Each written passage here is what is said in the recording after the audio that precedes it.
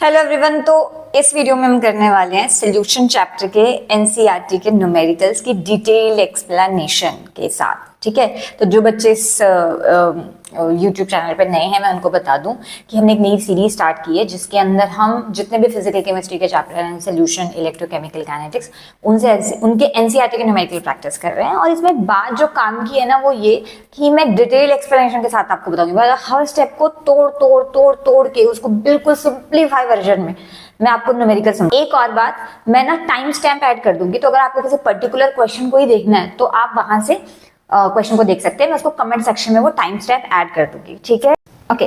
तो सबसे पहले कर रहे हैं एनसीईआरटी एक्सरसाइज क्वेश्चन नंबर 4। तो आपको बोला है कि एक कॉन्स्टेंट HNO3 है, नाइट्रिक एसिड, जो 68% HNO3 बाय मास है। ठीक है, और आपको उसका डेंसिटी भी दे रखा है। अब पूछा है मोलैरिटी क्या होगी। तो भाई ये जो 68% HNO3 बाय मास है ना, ये इसका मास परसेंट होता है, मास परसेंट। ओके, अब ये मास परसेंट को यूज कैसे करना है, तो देखो जब उसने लिखा है 68% HNO3 बाय मास, तो इसका मतलब है कि 68 ग्राम HNO3 है। क्यों? जब भी बाय मास वर्ड आ जाए तो बाय मास का मतलब होता है W/W, यानी कि वेट बाय वेट, यानी कि ग्राम में लेना है आपने इसको। ठीक है, तो 68% HNO3 बाय मास का मतलब है कि 68 ग्राम HNO3 है। कितने में? अब परसेंटेज ना हमेशा 100 में से लेते हैं, 100 में से लेते हैं, तो जो होल होगा ना, होल सोल्यूशन, वो हमेशा 100 ग्राम का होगा। मास में 100 ग्राम का होगा, वॉल्यूम के केस में 100 ml का होगा, पर होगा 100 का, जैसे आपकी परसेंटेज आती है 100 में से। ठीक है, तो आपकी परसेंटेज 100 नहीं आती, आपकी परसेंटेज 100 में से आती है। ठीक है, 68% HNO3 इन 100 ग्राम सोल्यूशन, इसको डिकोड करके ऐसे लिखा जाता है। ये बहुत जरूरी है, आगे सोल्यूशन के बहुत सारे उसमें से ये यूज होने वाला है मास परसेंट, तो ध्यान रखना। तो लेट्स अज्यूम आपको दिया होता है 20% HNO3, तो उसका मतलब होता है 20 ग्राम HNO3 है 100 ग्राम सोल्यूशन में। ओके, नाउ अब यहां से ना तुमको दो बातें समझ आई। पहला कि जो गिवन मास है HNO3 का वो है 68 ग्राम, एक तो ये समझ आ गया। और दूसरी बात तुम्हें ये समझ आ गई, जो गिवन मास है सोल्यूशन का, ठीक है, वो 100 ग्राम है। तो अब एक बात बताओ, सोल्यूट तो 68 ग्राम है, ठीक है, और सोल्यूशन 100 ग्राम है, तो यहाँ से सॉल्वेंट कितना होना चाहिए? सोल्यूशन माइनस सॉल्वेंट, है ना, सोल्यूट सॉरी, तो 100 माइनस 68, ये जो भी आएगा ये आपका सॉल्वेंट आ जाएगा। अच्छा, सॉल्वेंट की जरूरत नहीं है वैसे, क्यों? क्योंकि मोलैरिटी पूछा है, तो मोलैरिटी में सॉल्वेंट की जरूरत नहीं होती, तो मैं हटा देती हूँ, बट अगर करना होता तो मैं ऐसे कर लेती। मुझे अभी ध्यान आया कि ये तो मोलैरिटी थी। ओके, तो 100 ग्राम सोल्यूशन है। नाउ अब गिवन मास HNO3 का 68 ग्राम है। भाई मोलर मास तुमको HNO3 का पता होगा, नहीं पता होगा तो अभी कैलकुलेट कर लेते हैं, कोई बड़ी बात नहीं है। तो देखो भाई HNO3 का मोलर मास, अब 12वीं में आ गए हो तो ये तो पता ही होना चाहिए। हाइड्रोजन का 1 होता है, नाइट्रोजन का 14 होता है, ऑक्सीजन का टेबल पढ़ रही थी तो देख लेना 63 आएगा, मुझे तो याद है वैसे। ठीक है, तो ये हो जाएगा 63 ग्राम। ना अब यहाँ से गिवन मास से पता चल गया, मोलर मास से पता चल गया, तो पहले तो मोल्स निकालो HNO3 के। मोल्स को N से डिनोट करते हैं, ठीक है, तो जो मोल्स ऑफ HNO3 आएंगे वो आएंगे गिवन मास अपॉन मोलर मास का हिसाब लगा लो। तो गिवन मास कितना है HNO3 का? 68 ग्राम, ठीक है, और मोलर मास 63 ग्राम होता है। तो यहाँ से देख लेना, आपको इसका मोलर मास पता। मैं अभी बुक से ही देख रही हूँ, बिकॉज कैलकुलेशन करूँगी तो बहुत औखा हो जाएगा, मतलब टाइम वेस्ट हो जाएगा और लेंदी वीडियो बन जाएगा। ठीक है, तो 1.079, मतलब ऐसा नहीं है कि हमेशा मैं बुक से ही देखती हूँ या ऐसे ही कैलकुलेट करती हूँ। मैं जब क्लास में बच्चों को पढ़ाती हूँ तो प्रॉपर बोर्ड पे सॉल्व करती हूँ, पर टाइम बहुत होता है उस टाइम पे। ठीक है, तो ये आपके मोल्स आगे क्या निकालनी है? मोलैरिटी। तो अब खुद सोचो मोलैरिटी किसके बराबर होती है? क्यों निकाला है हमने मोल्स? क्योंकि मोलैरिटी होती है number of moles of solute. अब यहाँ पे सोल्यूट कौन है? HNO3, तो फॉर्मूला बनेगा number of moles of HNO3 upon में कौन आएगा? मोलैरिटी में क्या आता है? Volume, volume of solution in litre. पर अभी भी एक दिक्कत है, मैं दिक्कत बताती हूँ आपको क्या है। आपको वॉल्यूम ही नहीं पता, तो मोल्स तो तुम झटपट निकाल लिए, पर तुम्हें मोल्स तो अभी भी नहीं पता चले, तो क्या करेंगे? तो देखो वॉल्यूम तो पता नहीं चला, तो अब देखो तुमको डेंसिटी दी हुई है। मैं बहुत काम की बात बताने वाली हूँ, ठीक है, ध्यान से सुनना। देखो डेंसिटी तुमको दी हुई है। अभी ना जो डेंसिटी होती है ना, वो होती है मास अपॉन वॉल्यूम, है ना, तो मैं इसको इस कलर से लिख लेती हूँ। देखो डेंसिटी होती है मास अपॉन वॉल्यूम, तो क्या बड़ी बात है, तो आपको पहले ही पता था।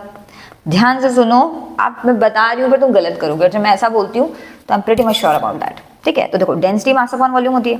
तुम सिंपल सा दिमाग लगाओ कि जो तुम डेंसिटी ले रहे हो, ये जो डेंसिटी दे रही है सोल्यूशन की डेंसिटी है, तो अगर डेंसिटी सोल्यूशन की है तो मास भी किसका लेंगे? यहाँ पर सोल्यूशन का लेंगे। ठीक है, तो डेंसिटी अगर सोल्यूशन की है तो मास भी सोल्यूशन का लेंगे, और जो वॉल्यूम आएगा वो भी सोल्यूशन का ही पुट किया जाएगा। That make sense? अब देखो डेंसिटी तुमको क्या दे रखी है, अगर मैं इसे सॉल्व करूं तो डेंसिटी मुझे दे रखी है 1 पॉइंट क्या दे रखा है, 1 पॉइंट 504 ग्राम पर ml दे रखी है, ध्यान देना, ग्राम पर ml। और मास ऑफ सोल्यूशन कितना है, ऑब्वियसली 100 ग्राम है। वॉल्यूम तुमको नहीं पता, ग्राम से ग्राम कैंसिल हो गया, तो यहाँ से ना जो तुम्हारा वॉल्यूम आएगा, मैं यहाँ सॉल्व कर लेती हूँ, कितना आएगा 100/1.504, 100/1.504 को सॉल्व करके आएगा 66.5 लीटर ml, सॉरी, बट मुझे लीटर चाहिए तो मैं लिख देती हूँ 0.066 लीटर। आप समझ रहे हैं, वैसे ये ml में आना था बट मैंने इसको डायरेक्ट लीटर में कन्वर्ट कर दिया 1000 से डिवाइड करके, ठीक है। अब देखो वॉल्यूम तुमको पता चल गया, मोल्स भी तुमको पता चल गया, तो बस पुट कर दो यहाँ पे। तो कैसे पुट करेंगे, देखो मोल्स तुम्हारे पास कितने निकल के आए, 1.079 आए। डेंसिटी की सहायता से तुमने वॉल्यूम निकाला तुमने 0.066 लीटर, ऑब्वियसली क्योंकि वॉल्यूम सोल्यूशन लीटर लेना है। तो यहाँ से जो तुम्हारा आंसर आएगा वो आना चाहिए 16.23, ठीक है। यूनिट आएंगी मोल पर लीटर। आई होप तुम्हें ये वाली बात समझ आ गई हो, कंफ्यूज मत हो ना। मैं चाहे तो इसको थोड़ा सा ऐसे करके लिख देती हूँ कि भाई बच्चों का भरोसा नहीं आजकल, ठीक है, गलत लिख देते हैं। तो 66.5 ml आएगा आंसर, मतलब यहाँ पे जो सॉल्व करके आएगा वो 66.5 ml आएगा। मुझे मिलीलीटर में नहीं चाहिए, मुझे लीटर में चाहिए, तो मैंने 66.5 × 10⁻³ लीटर कर दिया। वैसे 0.0665 ऑब्वियसली ml में, सॉरी हाँ लीटर में आ जाएगा। आई होप आपको बात समझ आ रही हो जो मैं कह रही हूँ, ठीक है जी ना। ये तो आपका क्वेश्चन नंबर 1 हो गया।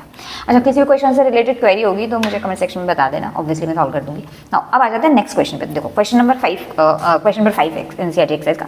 अच्छा, अगर कुछ क्वेश्चन रिपीट हो रहे हैं ना तो मैं उन्हें स्किप कर दूंगी, क्योंकि रिपीट हो रहे हैं, कर ही लेंगे आप, ठीक है। चलो, a solution of glucose in water is labelled as 10% W/W। W/W का मतलब होता है मास परसेंट की बात कर रहा है, तो वो इसने मास परसेंट दे रखी है, ठीक है। W/W, what is the molality and mole fraction of each component in the solution if the density is इतना। काफी सिमिलर क्वेश्चन, अगर आप ध्यान से देखो, इफ द डेंसिटी इतना what will be the molality, तो उसने मोलैलिटी मोल फ्रैक्शन 3 चीजें पूछी हैं। क्या बोला मैंने, उसने मोलैलिटी पूछी है, मोल फ्रैक्शन पूछा है और मोलैरिटी पूछी है। अच्छा हाँ, एक और बात भाई, ऐसा है चैप्टर स्टार्ट करने से पहले फॉर्मूले रट लेना, ठीक है।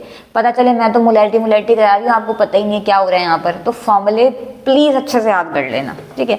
मैं फॉर्मूला शीट दे दूंगी सोल्यूशन चैप्टर की, और उस फॉर्मूला शीट को अच्छे से याद कर लेना, और फिर ही फॉर्मूले क्वेश्चन करने का मजा है, ठीक है। चलो स्टार्ट करते हैं फिर। देखो अभी वो क्या कह रहा है कि एक सैंपल है ग्लूकोज का जो 10% W/W है। तो अभी मैंने क्या बोला तुमको, मास परसेंट कैसे निकालते हैं, 10% W/W मतलब मास परसेंट है, 10% ग्लूकोज हुआ ना, वो ग्लूकोज की परसेंटेज दे रखी है 10% ग्लूकोज। तो इसको डिकोड कैसे करेंगे, मैंने अभी क्या बताया, 10% ग्लूकोज कैसे डिकोड करते हैं।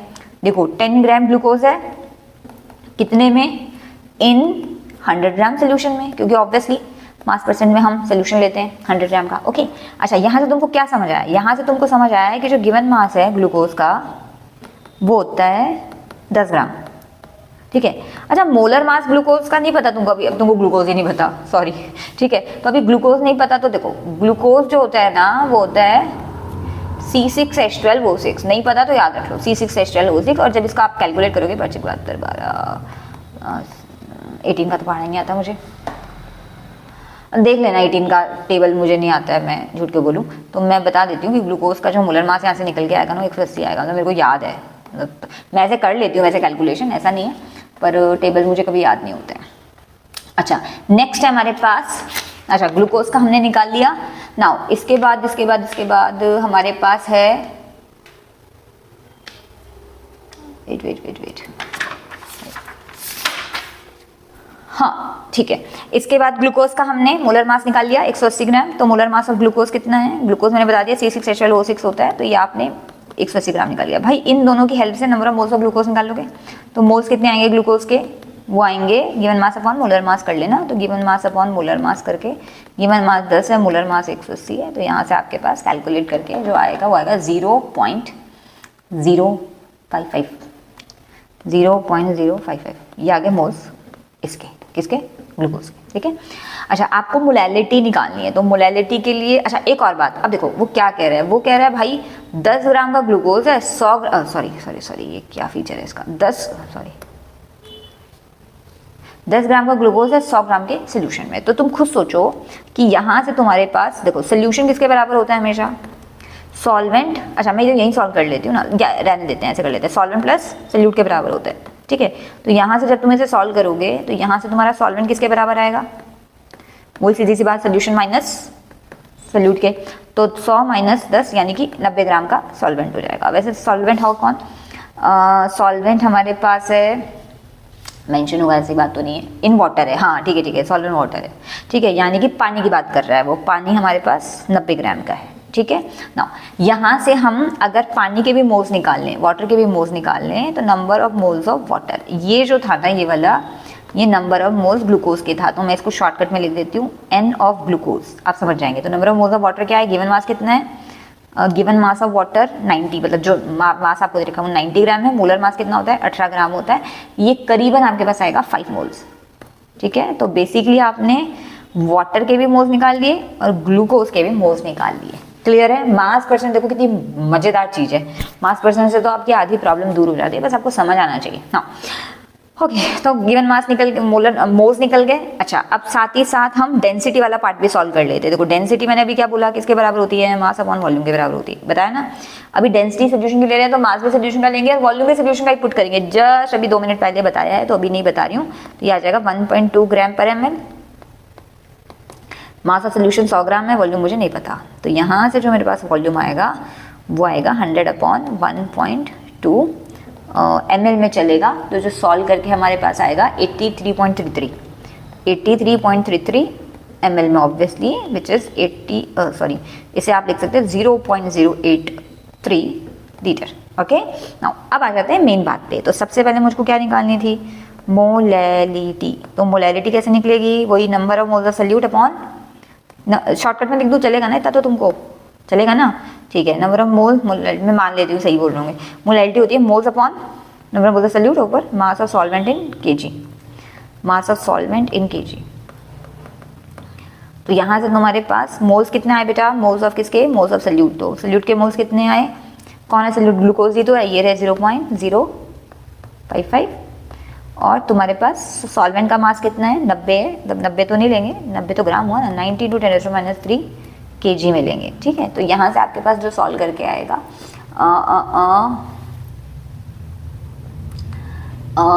0.617, ठीक है। आगे क्या पूछ रहा था वो, आगे पूछ रहा था मोलैरिटी। तो मोलैरिटी के लिए आपको क्या क्या चाहिए, वही मोल्स चाहिए सल्यूट के कितने हैं 0.055 ही हैं, और नीचे क्या चाहिए, वॉल्यूम चाहिए सोल्यूशन का, वो भी लीटर में। अभी कितना निकाला वॉल्यूम, 0.083 निकाला। तो यहाँ से सॉल्व करके आपके पास आंसर आ जाएगा 0.083, 0.67। अभी मैं दोबारा बोल रही हूँ कि मैं यहाँ से कैलकुलेशन इसलिए देख रही हूँ क्योंकि मेरे को टाइम लगेगा, अदरवाइज आपका इक्वेशन बहुत लेट होगा। और गुणा भाग तो भाई तुमको आता ही होगा, वो तो क्या ही समझाऊँ, मतलब अगर तुमको गुणा भाग भी समझाने की जरूरत पड़ रही है तो भाई फिर तो रब रखा, तो ठीक है, फिर तो भगवान भरोसे चल रहा है मामला। तो मैं गुणा भाग और नहीं समझाने वाली ऑब्वियसली, 0.67, ठीक है। नहीं मोलैरिटी आ गई। अभी तुमको क्या निकालना है अगला, अभी तुमको अगला निकालना है मोल फ्रैक्शन। तो आ जाओ इधर फिर, मोल फ्रैक्शन। तो मोल फ्रैक्शन किसका निकालना है, मोल फ्रैक्शन निकालना है हमको ईच कॉम्पोनेंट का निकालना है। एक का निकालते हैं, दूसरा का तुमको निकाल ही लोगे, मतलब ग्लूकोज का निकालना है मान लो। तो फॉर्मूला क्या होना चाहिए, number of moles of glucose upon number of moles of glucose plus number of moles of water, okay. तो what is the number of moles of glucose, कहाँ गए, ऊपर थे 0.055 प्लस वाटर के कितने मोल्स हैं 5, आपने अभी निकाले। तो ये सॉल्व करके आपके पास आ जाएगा 0.01। अगर मुझे नंबर ऑफ मोल्स, एक मैं आपको रिलेशन बताती हूँ कि जो नंबर ऑफ मोल फ्रैक्शन का सम होता है ग्लूकोज और वाटर, वो टोटल 1 होता है। तो क्वेश्चन नंबर 7 है हमारे पास, करेक्ट सोल्यूशन है जो ऑब्टेन हो रहा है जब आप 300 gram of 25% and 400 gram of 40% को ऐड कर रहे हैं। तो अब इसको थोड़ा सा समझो वो क्या कहना चाह रहा है। देखो बेसिकली आपके पास 2 बीकर हैं, ठीक है।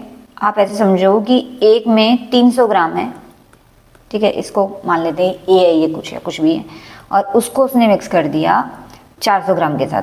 तो ऑब्वियसली बात है जब उसने ए और बी को मिक्स किया होगा, इसे मैं ए और बी कह देती हूँ, तो आपके पास जो टोटल सोल्यूशन बना होगा वो बना होगा 4 और 3 कितना हो गया 700 ग्राम का बना होगा, ठीक है। पर उसमें एक बात बोली है 300 ग्राम ऑफ 25%, तो 300 ग्राम मतलब ये सिर्फ 25% है और ये 40% है, तो क्योंकि ये 300 ग्राम 25% है, तो इसमें जो सल्यूट का अमाउंट आएगा वो आएगा 300 ग्राम ऑफ 25%, यानी कि ये हो जाएगा 300 इंटू 25 अपॉन 100।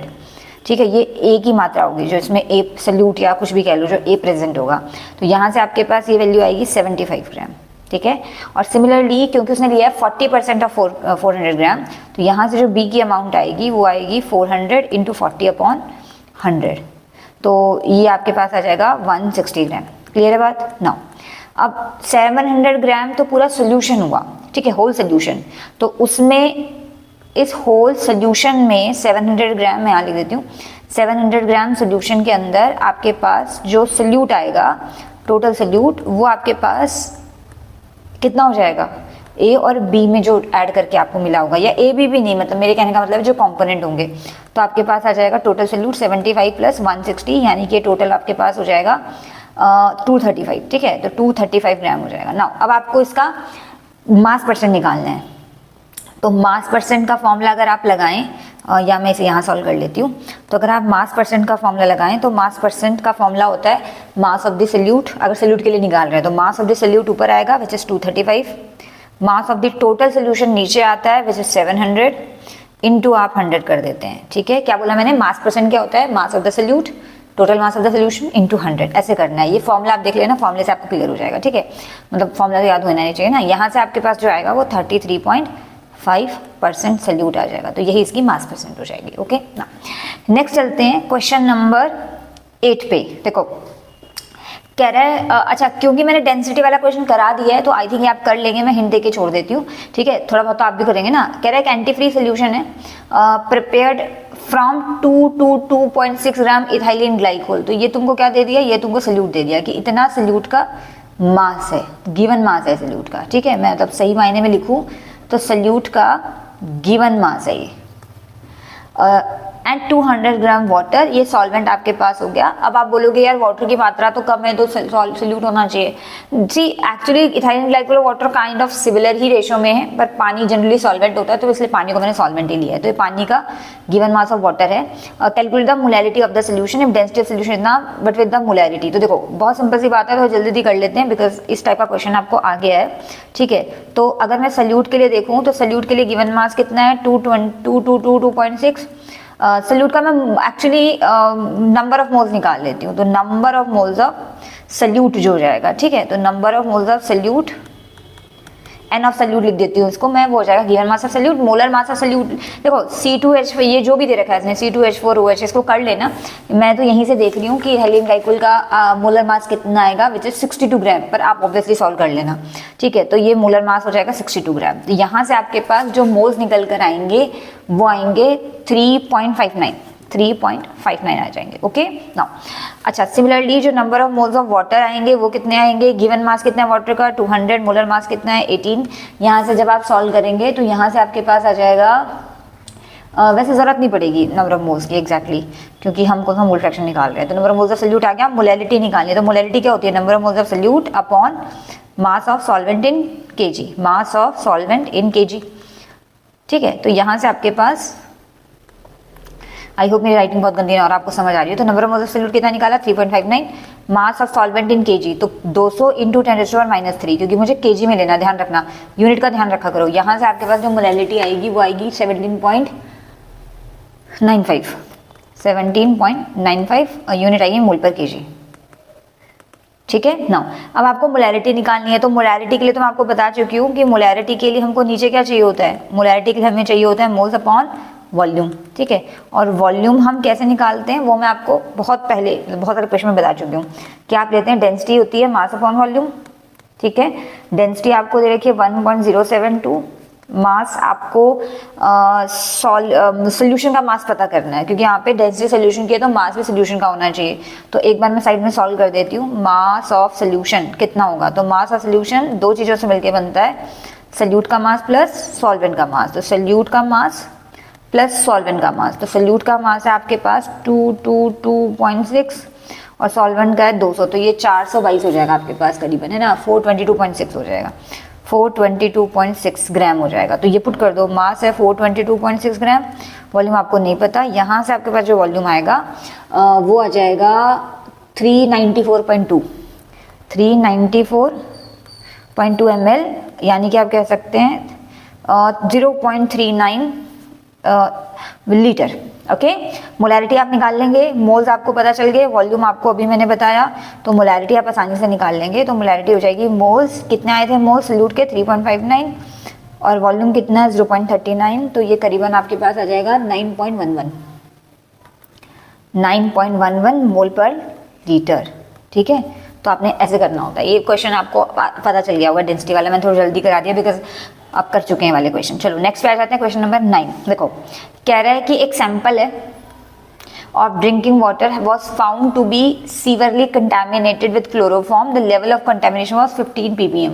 बेसिकली हुआ ये है कि ड्रिंकिंग वाटर में क्लोरोफॉर्म उसने ऐड कर दिए। ठीक है, वो जो क्लोरोफॉर्म है वो 15 ppm बाय मास आ रही है। ठीक है, आपको बताना है कि इसकी मास परसेंट क्या होगी और मोलैलिटी क्या होगी। देखो सिचुएशन समझो क्या है। सिचुएशन ये है कि आपके पास एक सैंपल है। ठीक है, सैंपल में आपके पास क्लोरोफॉर्म है, मतलब पानी और क्लोरोफॉर्म दोनों हैं, ड्रिंकिंग वाटर है, और उस ड्रिंकिंग वाटर के अंदर जो क्लोरोफॉर्म है CaCl3 है वो है 15 ppm की बाय मास। अब 15 ppm बाय मास को कैसे डिकोड करते हैं, तो देखो समझो थोड़ी बात को। देखो ये जो 15 ppm बाय मास होता है, ppm का मतलब होता है पार्ट्स पर मिलियन, और बाय मास लिखा है तो हम ग्राम की यूनिट में लेंगे। तो इसका सिंपल सा मतलब ये हुआ कि 15 ग्राम क्लोरोफॉर्म है, 15 ग्राम क्लोरोफॉर्म है इन 1 मिलियन सोल्यूशन। अब मिलियन मतलब 10⁶ हो जाएगा। ठीक है, तो 15 ग्राम क्लोरोफॉर्म है इन 10⁶ ग्राम सोल्यूशन। आपको समझ आ रहा है मैंने क्या बोला? ठीक है, 15 ग्राम क्लोरोफॉर्म है इन 10⁶ ग्राम सोल्यूशन।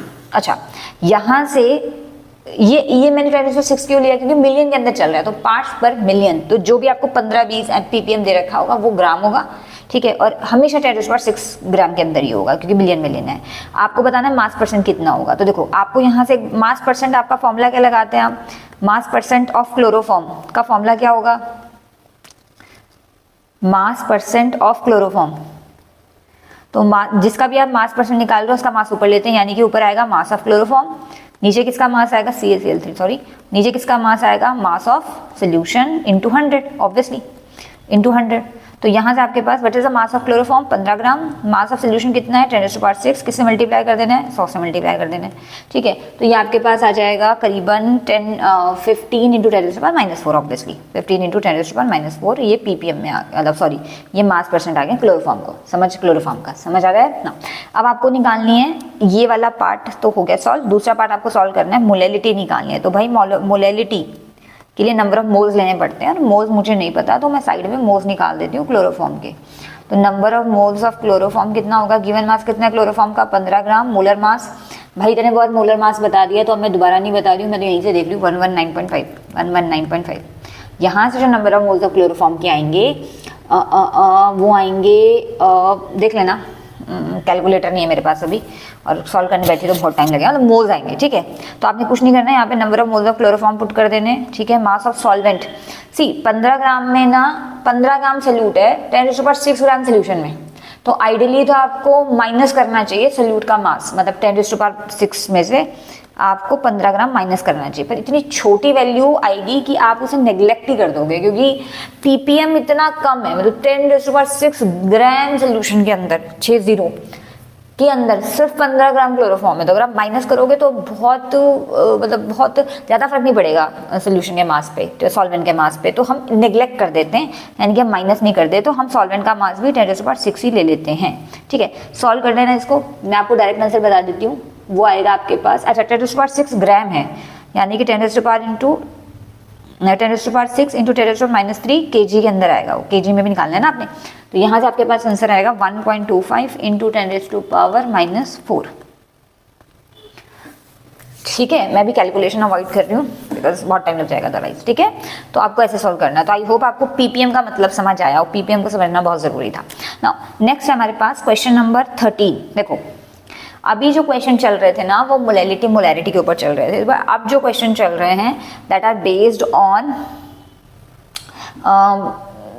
हेनरी, रॉल्स और सोल्यूशन के जो और टॉपिक होते हैं। तो चलो फिर स्टार्ट करते हैं। देखो क्या कह रहा है, कह रहा है the partial pressure of ethane over saturated solution containing इतने ग्राम इथेन इज इतना। इफ द सोल्यूशन कंटेन इतने gram ethane then what will be the partial pressure of gas. देखो सिनेरियो को समझो, कहानी पे को गौर फरमाओ, कहानी समझ आ गई तो सब समझ आ गया भाई। हो ये रहा है कि आपको बोला है कि जो इथेन का प्रेशर होता है ना वो 1 बार होता है इतने मास में, मतलब ये वाला जो है ना आपको मास दे रखा है इथेन का, और ये आपको उसके कॉरेस्पॉन्डिंग प्रेशर दे रखा है। आप समझ रहे हैं बात। तो अगर मैं लिखूं m का मतलब मोलैलिटी नहीं है, मास ऑफ इथेन है, गलती मत कर देना, मैं पूरा ही लिख देती हूँ, आपका भरोसा भी कुछ नहीं है। तो जो मास ऑफ इथेन आपको दे रखा है वो दे रखा है 6.56 इंटू 10⁻² ग्राम। अगर मास इथेन का इतना होता तो उसके कॉरेस्पॉन्डिंग जो प्रेशर ऑफ इथेन होता वो होता 1 बार। ठीक है, अब सिनेरियो उसने चेंज कर दिया। अब वो कह रहा है इफ द सॉल्यूशन कंटेन इतने ग्राम इथेन, अगर मास ये हो जाता है तो उसको मैं m2 ले लेती हूँ, इसको मैं m1 ले लेती हूँ। आप मानना चाहते हो तो मान सकते हो। तो अगर मास इतना होता तो प्रेशर इतना होता। तो अब उसने मास चेंज कर दिया। तो अब वो जो मास ले रहा है इथेन का वो ले रहा है 5 इंटू 10⁻³ ग्राम, और पूछ रहा है कि भैया प्रेशर क्या होगा इथेन का। ऐसे सिनेरियो मतलब एक केस में प्रेशर भी दे रखा है, मास भी दे रखा है, दूसरे केस में प्रेशर पूछा है। देखो अगर आप हेनरी लगाओ, अगर आपको हेनरी का लॉ आता हो तो हेनरीज लॉ कहता है, अब मुझे कैसे पता हेनरी लगाना है भाई, क्योंकि यहाँ पे गैस के प्रेशर की बात हो रही है, तो गैस के प्रेशर की बात सिर्फ हेनरी करता है। प्लीज कंफ्यूज मत होना, रॉड्स हमेशा सॉलिड और लिक्विड के कंपोनेंट्स की बात करता है, पर हेनरी हमेशा गैस कंपोनेंट्स की बात कर रहा होता है। ओके, तो हेनरी लॉ के अकॉर्डिंग आपके पास क्या होता है, हेनरी लॉ ब्लैंक हो जाती हूँ कई बार मैं। हाँ, हेनरी लॉ का एक फॉर्मूला बनता है कि जो मास होता है वो हमेशा KH इंटू PA के बराबर होता है। ठीक है, यानी कि किसी भी गैस का जो मास होगा वो इक्वल होगा KH हेनरी कांस्टेंट और pressure of the that gas के बराबर होगा। तो पॉइंट इज कि आप यहाँ से PA निकाल लो, या E लिख देती हूँ इसको मैं, क्योंकि इस बार ये E कर लेते हैं इसे। तो आपको PE आ जाएगा। पर अगर आपको मतलब जैसे अगर आप यहाँ से देखो तो प्रेशर ऑफ इथेन का फॉर्मूला क्या बनेगा, m/kh। पर भाई तुमको तो पता ही नहीं ना, तुमको तो m पता है सिर्फ, तुमको तो kh ही नहीं पता। तो ये वाला जो पहले वाला पोर्शन दे रखा है किस लिए दे रखा है, ये दे रखा है kh कैलकुलेट करने के लिए। तो यहाँ पे भी हेनरी लगा देते हैं, m होता है kh इंटू PE ले लेते हैं इथेन के केस में। तो यहाँ से kh की वैल्यू कितनी आ जाएगी, वो आ जाएगी m/PE। ठीक है जी। तो मास कितना है इथेन का, इस साइड देखो, इस वाली साइड देखो कितना है, 6.56 इंटू 10⁻² ग्राम, और प्रेशर कितना है 1 बार। तो आपके पास जो KH की वैल्यू आएगी वो आएगी 6.56 इंटू 10⁻²।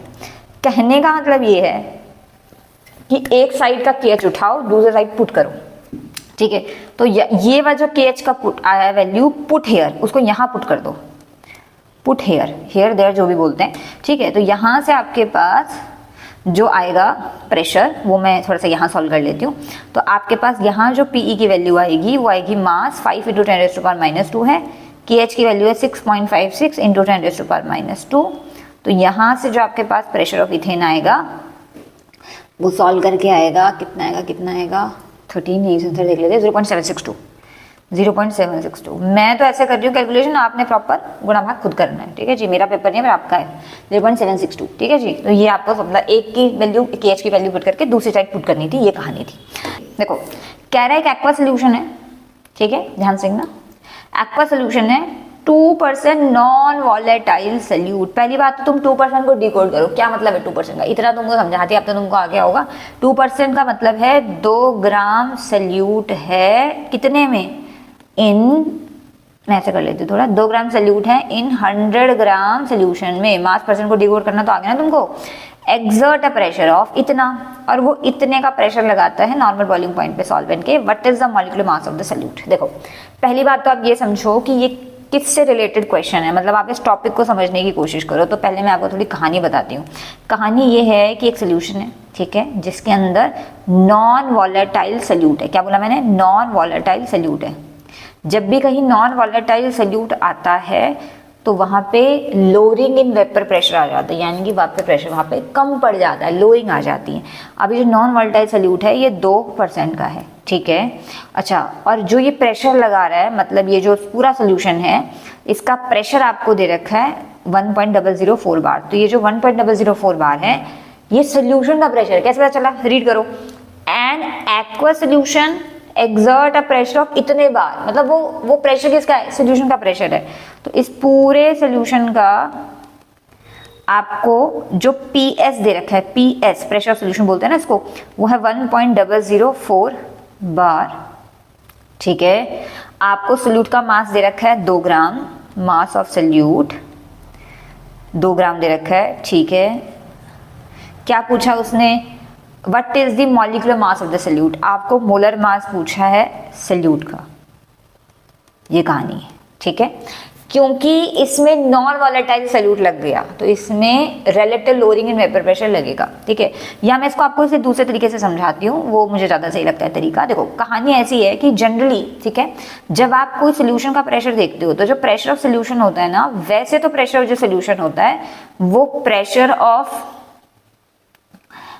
सॉल्वेंट और प्रेशर ऑफ सोल्यूट के बराबर होता है। मतलब किसी भी सोल्यूशन का जो प्रेशर होगा वो सॉल्व्यूट और सॉल्वेंट के प्रेशर के बराबर होता है। बट क्योंकि यहाँ पर नॉन वॉलेटाइल सोल्यूट है तो इसका मतलब है कि प्रेशर ऑफ सोल्यूट नहीं लेंगे, क्योंकि नॉन वॉलेटाइल का तो मतलब ही होता है जब सोल्यूट प्रेशर वेपर नहीं बना रहा, और जब वेपर ही नहीं बना रहा तो कहाँ प्रेशर बनाएगा। ऑब्वियसली अगर आपको पता है रिलेटिव लोअरिंग का मतलब क्या होता है, तो प्रेशर ऑफ सोल्यूट नहीं लेंगे क्योंकि नॉन वॉलेटाइल है, तो प्रेशर ऑफ सोल्यूट हमेशा 0 हो जाएगा। तो यहाँ से मुझे एक बात समझ आई कि जो प्रेशर ऑफ सोल्यूशन है वो प्रेशर ऑफ सॉल्वेंट के ही बराबर है। ठीक है, और याद करो कि सॉल्वेंट कैसा है, एक्वा, एक्वा माने पानी है। ठीक है, तो मैं कह सकती हूँ कि जो प्रेशर ऑफ सोल्यूशन है वो प्रेशर ऑफ वाटर के ही बराबर है। ठीक है, अगर आपको रॉल्ड्स याद हो तो रॉल्ड्स कहता है कि किसी भी कंपोनेंट का जो प्रेशर होता है, जैसे प्रेशर ऑफ वाटर है, किसी भी मैं यहाँ लिख देती हूँ, रॉल्ड्स कहता है कि किसी PA किसी भी कंपोनेंट का जो प्रेशर होता है, वेपर प्रेशर, वो होता है उसके मोल फ्रैक्शन इनटू उसके प्योर के प्रेशर के मल्टीप्लाई के बराबर। क्या बोला मैंने, PA। किसी भी कंपोनेंट का सोल्यूशन के अंदर जो प्रेशर होगा वो उसके मोल फ्रैक्शन के और उसके प्योर वेपर प्रेशर के बराबर के इक्वल होगा। ठीक है, अब प्योर वाटर का वेपर प्रेशर मुझे नहीं दे रखा है तो क्या करें। देखो भाई ऐसा है, तुमको ना P नॉट ऑफ वाटर याद ही रख लेना चाहिए। ठीक है, तो P नॉट ऑफ वाटर यानी कि प्योर वाटर का जो वेपर प्रेशर होता है वो 760 mmHg होता है, या 1 एटमॉस्फेयर होता है, या फिर बार में 1.013 बार के एक बराबर होता है। क्या बोला मैंने, 1.013 होता है, पर चलो मैं 1.012 ले लेती हूँ, इतना भी काफ़ी है। तो P ऑफ वाटर किसके बराबर होगा, अगर आप इसे खोलें तो ये बराबर होगा P not of water into mole fraction of water. ठीक है, अच्छा यहाँ से मैं एक बार प्रेशर ऑफ सोल्यूशन मुझे ऑलरेडी दे रखा है। ठीक है, कितना दे रखा है, प्रेशर ऑफ सोल्यूशन दे रखा है 1.004 बार। P नॉट ऑफ वाटर मैंने अभी देखा 1.013 होता है। यहाँ से मैं मोल फ्रैक्शन ऑफ वाटर निकाल लेती हूँ, चाहे तो आप इसको यहीं सॉल्व कर लो वैसे। तो देखो एक और बात, चलो पहले मैं मोल फ्रैक्शन ऑफ वाटर अलग से ही निकाल लेती हूँ।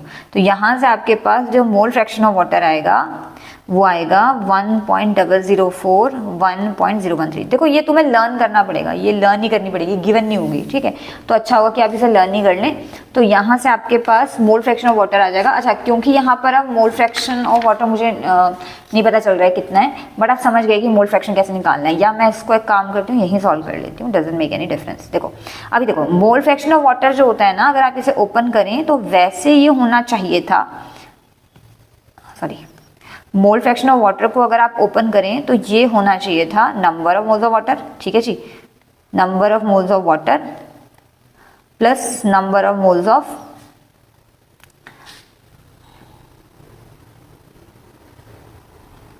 सोल्यूट।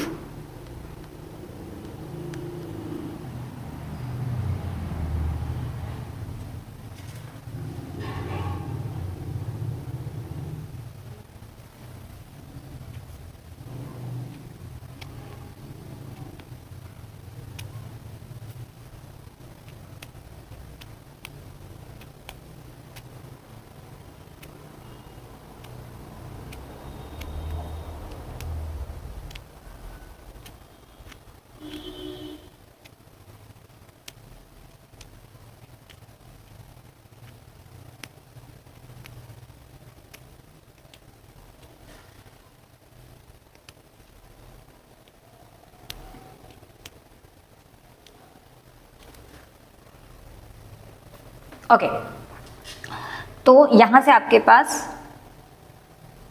अब आप इस वैल्यू को पुट करो 1.004, 1.013, number of moles of water, तो given mass upon molar mass, obvious सी बात है सल्यूट 2 ग्राम है, ठीक है, और सोल्यूशन टोटल 100 ग्राम का है, तो आपके पास जो मास ऑफ वाटर होगा यानी कि मास ऑफ सॉल्वेंट जिसको आप कह रहे हैं वो होगा सोल्यूशन का मास जो 100 ग्राम है, सल्यूट का मास जो 2 ग्राम है, यानी कि आपके पास ये 98 ग्राम आ जाएगा, ठीक है, मास ऑफ वाटर। तो number of moles of water किसके बराबर होंगे, गिवन मास 98 ग्राम, मोलर मास 18 ग्राम होता है, ठीक है जी। सिमिलरली आपके पास यहाँ पे number of moles of water 98/18 और number of moles of salute को आप अभी ऐसे ही छोड़ दो, ठीक है। जब आप इस पूरे काम झाम को सॉल्व कर लेंगे, मैं नहीं कर रही पर आप कर लेना, जब आप इस पूरे काम झाम को सॉल्व कर लेंगे तो आपके पास number of moles of solute की एक वैल्यू आ जाएगी, पता नहीं क्या आएगी पर एक वैल्यू आएगी, ठीक है। उसको आप फर्दर सॉल्व कर लेना, number of moles of salute किसके इक्वल होगा, गिवन मास जो 2 ग्राम है, मोलर मास जो आपको नहीं पता, इसको सॉल्व करके आपके पास मोलर मास सल्यूट का आ जाएगा जो आएगा 41.35, ठीक है। क्योंकि मेरे पास कैलकुलेटर नहीं है, मैं बहुत बार बता चुकी हूँ, तो मैं इसको भी नहीं कर रही हूँ, ठीक है, बहुत औखा काम हो जाएगा। तो आपने बेसिकली क्या करना है, यहाँ से number of moles of salute निकालने हैं, फिर उसको गिवन मास अपॉन मोलर मास का फॉर्मूला लगा के खोल देना है, ठीक है। तो ऐसे आप, वैसे आप इसको रिलेटिव लोरी के डायरेक्ट फॉर्मूले से भी कर सकते थे, वो भी ठीक था, पर मुझे मेथड ऐसे ज़्यादा करना सही लगता है तो मैं ऐसे कर रही हूँ, ठीक है। चलो नेक्स्ट क्वेश्चन है हमारे पास, क्वेश्चन नंबर 16। देखो क्वेश्चन नंबर 16 क्या है, कह रहा है एक हेप्टेन और ऑक्टेन, हेप्टेन और ऑक्टेन है, ठीक है, दोनों आइडियल सोल्यूशन बना रहे हैं, गॉट इट। 373 पे the vapour pressure of the 2 liquid components are इतना एंड इतना। जब 373 पे आप उनका कंपोनेंट का प्रेशर देखते हैं तो वो इतना इतना आता है। What is the vapour pressure of mixture of 26 gram heptane and 35 gram octane. तो देखो भाई बात ऐसी हो रही है कि आपके पास 2 चीजें हैं, ठीक है, हेप्टेन और ऑक्टेन, जैसे मैं ऐसे लिख देती हूँ हेप्टेन और ऑक्टेन, ठीक है, ये दोनों आइडियल सोल्यूशन बनाते हैं, गॉट इट। 373 पे vapour pressure of 2 liquid component, मतलब 373 पे जो वेपर प्रेशर हेप्टेन का है और इसका अच्छा, क्योंकि वो अलग अलग बात कर रहा है तो वो जो 105.2 बता रहा है ना वो प्योर हेप्टेन का वेपर प्रेशर, यानी कि ये तो मिलके सोल्यूशन बना गया वो तो ठीक है, पर जो प्योर हेप्टेन पी नॉट आ गया ना, प्योर के लिए नॉट आता है, पी नॉट ऑफ हेप्टेन जो होगा वो 105.2 किलो पास्कल दे रखा है, ठीक है। सिमिलरली आपको पी नॉट ऑफ ऑक्टेन, ओ लिख रही हूँ मैं जिसको, वो दे रखा है 46.8, मतलब ये प्योर का वेपर प्रेशर उन्होंने दे रखा था, गॉट इट। अच्छा अब वो कह रहा है what will be the vapour pressure of mixture और 26 ग्राम हेप्टेन या 35 ग्राम। अगर हेप्टेन का गिवन मास 26 ग्राम हो और ऑक्टेन का गिवन मास 35 ग्राम हो तो आपने बताना है what will be the vapour pressure of mixture. मतलब बात समझो क्या है, इसको भी चित्र की सहायता से समझते हैं। चित्र की सहायता से ऐसे समझो कि आपके पास एक सोल्यूशन बना, ठीक है, उस सोल्यूशन में आपने 2 चीजें ले रखी हैं, हेप्टेन और ऑक्टेन, ठीक है जी। दोनों, क्योंकि आइडियल सोल्यूशन है तो जब आप हीट करोगे तो दोनों के ही वेपर बनेंगे, ठीक है, और क्योंकि दोनों के वेपर बन रहे हैं तो दोनों का कुछ वेपर प्रेशर भी आएगा। हेप्टेन का जो वेपर प्रेशर होगा उसे आप पीएच कह लेना और ऑक्टेन का जो वेपर प्रेशर होगा उसे पीओ कह लेना, ये ओ था। और जो टोटल वेपर प्रेशर होगा वो उनके सम के ही तो बराबर होगा, यानी कि जो प्रेशर ऑफ सोल्यूशन होगा, वेपर प्रेशर ऑफ सोल्यूशन होगा वो हेप्टेन और ऑक्टेन के प्रेशर के बराबर होगा, और वही वेपर प्रेशर सोल्यूशन का वो आपसे पूछ रहा है। तो सीधी सी बात है कि भाई कि जो प्रेशर ऑफ सोल्यूशन होगा वो प्रेशर ऑफ हेप्टेन और प्रेशर ऑफ ऑक्टेन के ही बराबर होगा। अब आप बोलोगे यहाँ क्यों नेगलेक्ट किया, क्योंकि ये नॉन आइडियल का केस नहीं है, होता तो बताता ना, वो वैसे भी लिखा है उसने आइडियल सोल्यूशन, तो दोनों का प्रेशर लेना पड़ेगा। अब अगर आप रॉड्स को याद करो तो प्रेशर ऑफ हेप्टेन का फॉर्मूला क्या होगा, P naught of heptane into इसका मोल फ्रैक्शन, यही तो होता है। और अगर ऑक्टेन के प्रेशर की बात करो तो वो होगा P naught of octane into its vapour pressure. मतलब कहने का मतलब है कि आपने इंडिविजुअली इन पे रॉड्स लगा दिया। रॉड्स का मामला मैंने जस्ट अभी तुमको बताया था ना, P is equal to X into P naught है, वही चीज है, ठीक है। अब देखो आपके पास पी नॉट ऑफ हेप्टेन कितना है, तो पी नॉट ऑफ हेप्टेन तो आपके पास है 105.2 किलो पास्कल ही रखो, कोई टेंशन नहीं, किलो को चेंज करने की जरूरत नहीं है, ठीक है, इनटू मोल फ्रैक्शन। तो हेप्टेन का मोल फ्रैक्शन कैसे निकालोगे, सोचो, हेप्टेन का मोल फ्रैक्शन निकालने के लिए ऊपर नंबर ऑफ मोल्स रखने पड़ेंगे हेप्टेन के। अच्छा हाँ, यहाँ से मैं नंबर ऑफ मोल्स पहले ही अलग निकाल देती हूँ क्योंकि मुझे लगता है कि फिर वैसे नंबर ऑफ मोल्स निकालने मुश्किल हो जाएंगे, ठीक है। तो number of moles of heptane का फॉर्मूला क्या होगा, गिवन मास कितना है हेप्टेन का 26 ग्राम, मोलर का मास कितना है हेप्टेन का, पता नहीं, हेप्टेन ही नहीं पता, मोलर मास कहाँ से पता होगा। तो देखो हेप्टेन जो होता है ना वो होता है, क्या होता है हेप्टेन, हेप्टेन क्या होता है, 7 कार्बन वाला एल्केन होता है ना, तो C7H16, ठीक है, तो C7H16 होगा। यहाँ से जो मोलर मास आएगा वो 100 ग्राम आएगा, याद रहेगा 100 ग्राम। ऑक्टेन का होता है, क्या होता है, 8 C8H18, ठीक है, तो यहाँ से जो मोलर मास आएगा वो 114 ग्राम आएगा। बात समझ आ रही है।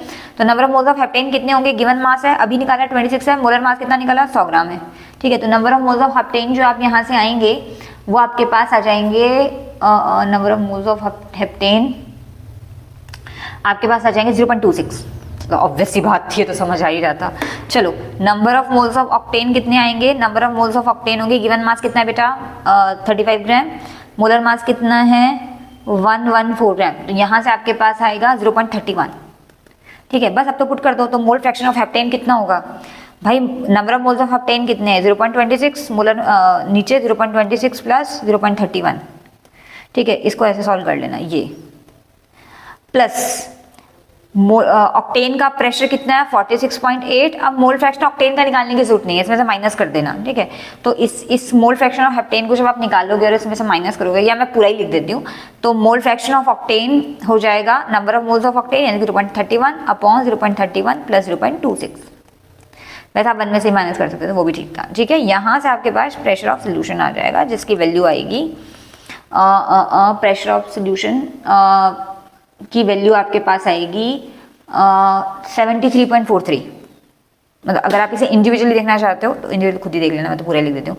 73.43 किलो पास्कल में आएगी, क्योंकि मैंने किलो को चेंज नहीं किया था। मतलब कहने का मतलब ये था मेरा कि आप इस चित्र को समझो कि आपको हेप्टेन और ऑक्टेन 2 कंपोनेंट दे रखे हैं, दोनों ही वेपर बना रहे हैं, यानी कि दोनों का ही वेपर प्रेशर आएगा पीएच और पीयू, इन दोनों को सम करके ही टोटल प्रेशर आएगा। और यहाँ पे आपने जो लगाया है उसे कहते हैं रॉल्ड्स लॉ लगाया है आपने, अकॉर्डिंग टू रॉल्ड्स लॉ, ठीक है। ये रॉल्ड्स लॉ लगाया आपने, इस पे भी लगाया और इस पे भी लगाया, ठीक है। बाकी मोल फ्रैक्शन के लिए मैंने आपको नंबर ऑफ मोल्स बता दिए, हेप्टेन ऑक्टेन का कैसे निकालते हैं, मोलर मास भी आपको बता दिए, सॉल्व कर लेना, आंसर आ जाएगा, ठीक है। अच्छा एक और बात, अभी के लिए मैं आपको बात बताती हूँ कि अगर आपको लग रहा है यार कि अभी तो हम सीख रहे हैं तो समझ नहीं आता कि भाई स्ट्रैटेजी लगाएं कि पहले गुणा भाग करें, तो अगर आपको बेसिक गुणा भाग आता है ना, तो आप ना चाहे खुद ना करो, आप कैलकुलेटर से कर लो अभी के लिए, क्योंकि अभी आपको चैप्टर और कंसेप्ट समझने पे ध्यान देना है, ना कि गुणा और भाग पे ध्यान देना, समझ रहे हैं। तो आप अभी कैलकुलेटर से मेरे साथ साथ कर सकते हो, just to make it more faster, जल्दी करने के लिए, ठीक है। चलो नेक्स्ट है क्वेश्चन नंबर 17, कह रहा है the vapour pressure of water is 12.3 kilo pascal, ठीक है। ये प्योर वाटर का वेपर प्रेशर होगा 300 केल्विन पे। Calculate the vapour pressure of 1 molar solution of solute in it. अब सल्यूट के बारे में उसने कुछ नहीं बताया कि सल्यूट कैसा है, पर क्योंकि उसने सल्यूट के बारे में कुछ बताया ही नहीं, तो मान लेते हैं कि नॉन वॉलेटाइल ही होगा, क्योंकि अगर वो वॉलेटाइल होता तो उसका प्रेशर भी तो वो देता। तो सिचुएशन ऐसी है कि आपके पास वाटर है और एक सल्यूट है, ठीक है, और दोनों मिलके बना रहे हैं सोल्यूशन, ठीक है। उस सोल्यूशन का आपको पीएस पूछा है, ठीक है, और मैं मान के चल रही हूँ कि सल्यूट तो नॉन वॉलेटाइल ही है, क्योंकि वॉलेटाइल होता तो फिर उसका बारे में कुछ दिया होता। अच्छा क्या क्या दे रखा है पहले ये समझते हैं। देखो वेपर प्रेशर वाटर इज इतना, तो ये वेपर प्रेशर दे रखा है ना 12.3 किलो पास्कल, ये प्योर का दे रखा है, यानी कि पी नॉट ऑफ वाटर आपको दे रखा है, ठीक है।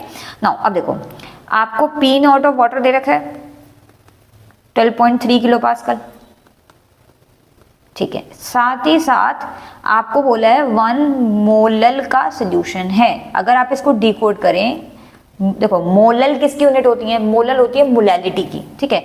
तो मोलैलिटी का मतलब हुआ 1 मोल पर केजी की, डिकोड करो तो 1 मोलर मतलब 1 मोल पर केजी। इसको फर्दर डिकोड करोगा तो मतलब होगा कि 1 मोल सल्यूट है 1 केजी सॉल्वेंट के अंदर। 1 केजी का मतलब होता है 1000 ग्राम, और सॉल्वेंट कौन है यहाँ पे, पानी, तो मतलब 1 मोल सल्यूट है 100 ग्राम वाटर के अंदर। अभी देखो गिवन मास तुमको वाटर का पता चल गया कितना है, अभी पता चला 1000 ग्राम पता चल गया ना, गिवन मास हो गया वाटर का। तो गिवन मास वाटर का हो गया 1000 ग्राम, मोलर मास वाटर का कितना होता है 18 ग्राम। यहाँ से तुम निकाल लो मोल्स वाटर के, तो जब तुम number of moles of water निकालोगे तो आ जाएगा गिवन मास अपॉन मोलर मास, जो 55.5 आता है, मुझे तो याद ही है। तुम्हें number of moles of water पता चल गया, पी नॉट ऑफ वाटर पता चल गया, ठीक है। 1 मोल सोल्यूट है, से क्लियर हो रहा है, इससे क्या क्लियर हो रहा है कि जो n ऑफ सोल्यूट होता है वो 1 है, number of moles of solute 1 है। अब लगा दो। अब देखो आपसे पूछा सोल्यूशन का वेपर प्रेशर कितना होगा, तो आप एक बात समझो, क्या देखो, अगर आपके पास, अगर मैं आपको बताऊं तो जो प्रेशर ऑफ सोल्यूशन होगा वैसे तो 2 चीजों पे डिपेंड करेगा, वाटर का प्रेशर प्लस सोल्यूट का प्रेशर। पर क्योंकि सोल्यूट के बारे में कोई जानकारी नहीं दी, उसका वेपर प्रेशर प्योर का नहीं दिया, तो ऑब्वियसली वो नॉन वॉलेटाइल ही होगा, तो इसको मैं कर देती हूँ इग्नोर। यानी कि मेरे पास सिर्फ क्या आया, प्रेशर ऑफ वाटर आया। और प्रेशर ऑफ वाटर किसके बराबर होगा, रॉड्स का फॉर्मूला लगाओ, P naught of water into mole fraction of water. याद आ रहा है, डॉट्स लगा दिया मैंने। तो पी नॉट ऑफ वाटर कितना है बेटा, 12.3 है। मोल फ्रैक्शन ऑफ वाटर कैसे निकालेंगे, number of moles of water कितने हैं, 55.5। Number of moles of water 55.5, solute के मोल्स कितने हैं, 1। बात बहुत सिंपल है। यहाँ से आपके पास प्रेशर ऑफ सोल्यूशन आ जाएगा, जिसकी वैल्यू आपके पास आएगी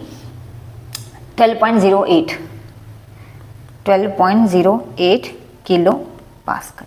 मतलब ना देखो, समझो मेरी बात, हर हालत में आपको फॉर्मूला तो यही लगाना है, क्या कि प्रेशर ऑफ सोल्यूशन जो होता है वो 2 कंपोनेंट के प्रेशर के बराबर होता है।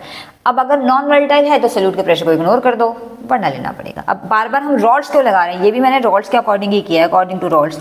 बार बार हम रॉड्स इसीलिए लगा रहे हैं क्योंकि ये लिक्विड और सॉलिड कंपोनेंट है, गैस नहीं है। गैस में हम हेनरी लगा रहे थे, ठीक है ना। नेक्स्ट आ जाते हैं क्वेश्चन नंबर 18 पे। कह रहा है calculate the mass of non volatile solute. अब इसे मेंशन ही कर दिया कि नॉन वॉलेटाइल सोल्यूट है, ठीक है, अच्छी बात है, स्यापा खत्म, उसका मोलर मास भी दे रखा है, ठीक है। Which should be dissolved in 114 gram octane to reduce vapour pressure to 80%। थोड़ा कहानी समझते हैं, कहानी समझ के ही बात समझ आएगी। देखो हुआ ये है, बात ये है कि उसने ना एक बीकर लिया है।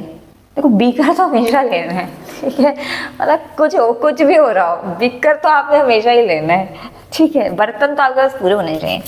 क्या कह रहा है वो, calculate the mass of a non volatile solute, ठीक है, which should be dissolve in 114 gram octane. देखो हुआ ये है कि पहले उसने ले रखा है ऑक्टेन, ठीक है, बीकर थोड़ा छोटा बना देते हैं, बड़े बीकर की जरूरत नहीं है। तो आपके पास आपने लिया है 114 ग्राम ऑक्टेन, ठीक है जी। इस 114 ग्राम ऑक्टेन में आपने ऐड कर दिया non volatile solute, add non volatile solute, ठीक है जी, ऐड कर दिया। अब जब आपने नॉन वॉलेटाइल सोल्यूट ऐड कर दिया तो बन गया सोल्यूशन, ठीक है। पूछ क्या रहा है, अच्छा सोल्यूशन बन गया, ठीक है। अब 114 ग्राम ऑक्टेन था, ठीक है। Non volatile, calculate the mass of non volatile solute, कितना सोल्यूट ऐड किया उसका मास निकालना है, गॉट इट, मोलर मास दे रखा है, ठीक है। Which should be dissolve in 114 gram octane में डिसॉल्व करना है। अब उसने ना, देखो कितना चंट है वो, कह रहा है to reduce its vapour pressure to 80%, उसके वेपर प्रेशर को 80% से रिड्यूस करने के लिए। तो उसने लिखा है रिड्यूस, मैं ऐसे लिख देती हूँ, reduce its vapour pressure to 80%। इसका मतलब समझो क्या है, रिड्यूस वेपर प्रेशर टू 80% का मतलब क्या है। इसका मतलब है कि जो भी उसका पहले वेपर प्रेशर था वो रिड्यूस्ड टू 80% हो जाए। रिड्यूस टू, जब 2 वर्ड आ जाता है ना तो इसका मतलब है कि उतना हो गया है। तो रिड्यूस टू 80% का मतलब है कि पहले अगर 100 था तो अब 80 रह गया है। जैसे मान लीजिए, आपका एग्जाम्पल समझते हैं कि मान लीजिए कि आपके एग्जाम हुआ एक बार, एग्जाम 1 और एग्जाम 2 कुछ ऐसा हुआ, UT1 या UT2 कुछ भी कह लो, और आपके जो मार्क्स हैं वो पहले 90 आए थे और अब 70 आ गए, ठीक है। तो मैं बोलूंगी your marks is reduced to 70, मतलब कम होकर 70 हो गए। 2 का मतलब समझ रहे हो, मतलब फाइनल आ गई वो चीज।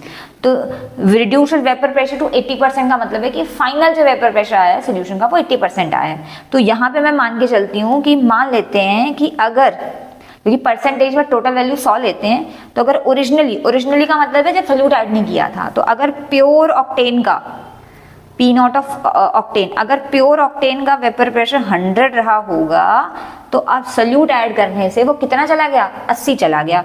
यानी कि अब जो सोल्यूशन का वेपर प्रेशर हो गया वो रिड्यूस टू 80 हो गया, यानी कि वो सॉरी प्रेशर तो ग्राम में नहीं लेते हैं, आई एम सॉरी, ठीक है। तो अगर पहले 100 रहा होगा तो नॉन वोलेटाइल सोल्यूट ऐड करने से वो आपके पास 80 हो गया।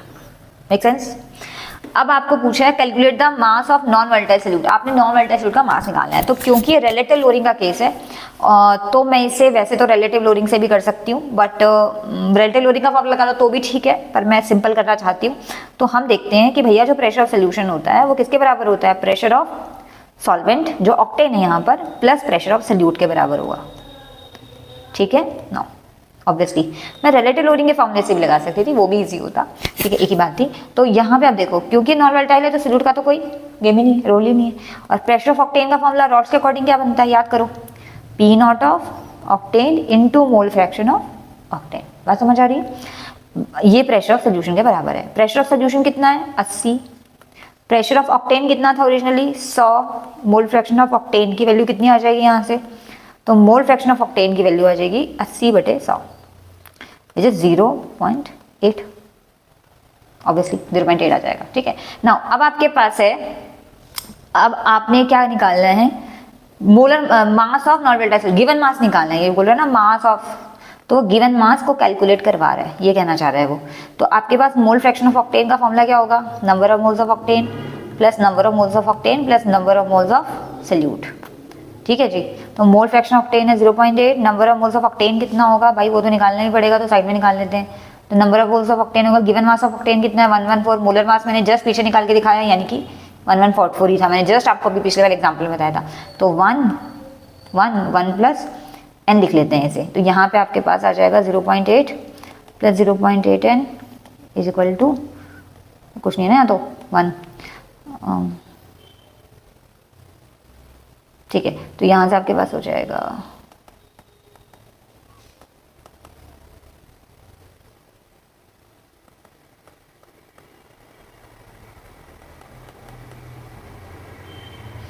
तो n की वैल्यू आ जाएगी 0.25। और यहाँ से जब आप ओपन करते हैं तो नंबर ऑफ मोल्स ओपन करते हैं, गिवन मास अपॉन मोलर मास, तो गिवन मास आपको नहीं पता, ठीक है, मोलर मास आपको पता है 40 है, तो ये आपके पास 0.25 के बराबर आ जाता है, यानी कि आपके पास गिवन मास आ जाता है 25×100 यानी कि 10 ग्राम आ जाता है। तो यही आपका गिवन मास है सोल्यूट का। आपको समझ आया ना मैंने क्या किया, मैंने मोल फ्रैक्शन को फिर ओपन कर दिया, अगर आपको मोल फ्रैक्शन का फॉर्मूला आता हो तो। ठीक है, चलो ये 4 है, ठीक है, आप गलत मत समझ लेना, ये 4 है, ऐसा लग नहीं रहा है पर ये 4 है, 1/4। ओके, ना नेक्स्ट क्वेश्चन है हमारे पास, क्वेश्चन नंबर 20। ओके, कह रहा है एक 5% solution by mass of a cane sugar. एक केन शुगर है भाई, केन शुगर किसको बोलते हैं पहले तो ये बताओ जरा, इस चीज़ को क्लियर करो। केन शुगर बोलते हैं सुक्रोज को, सुक्रोज को, जिसका फॉर्मूला होता है C12H2211।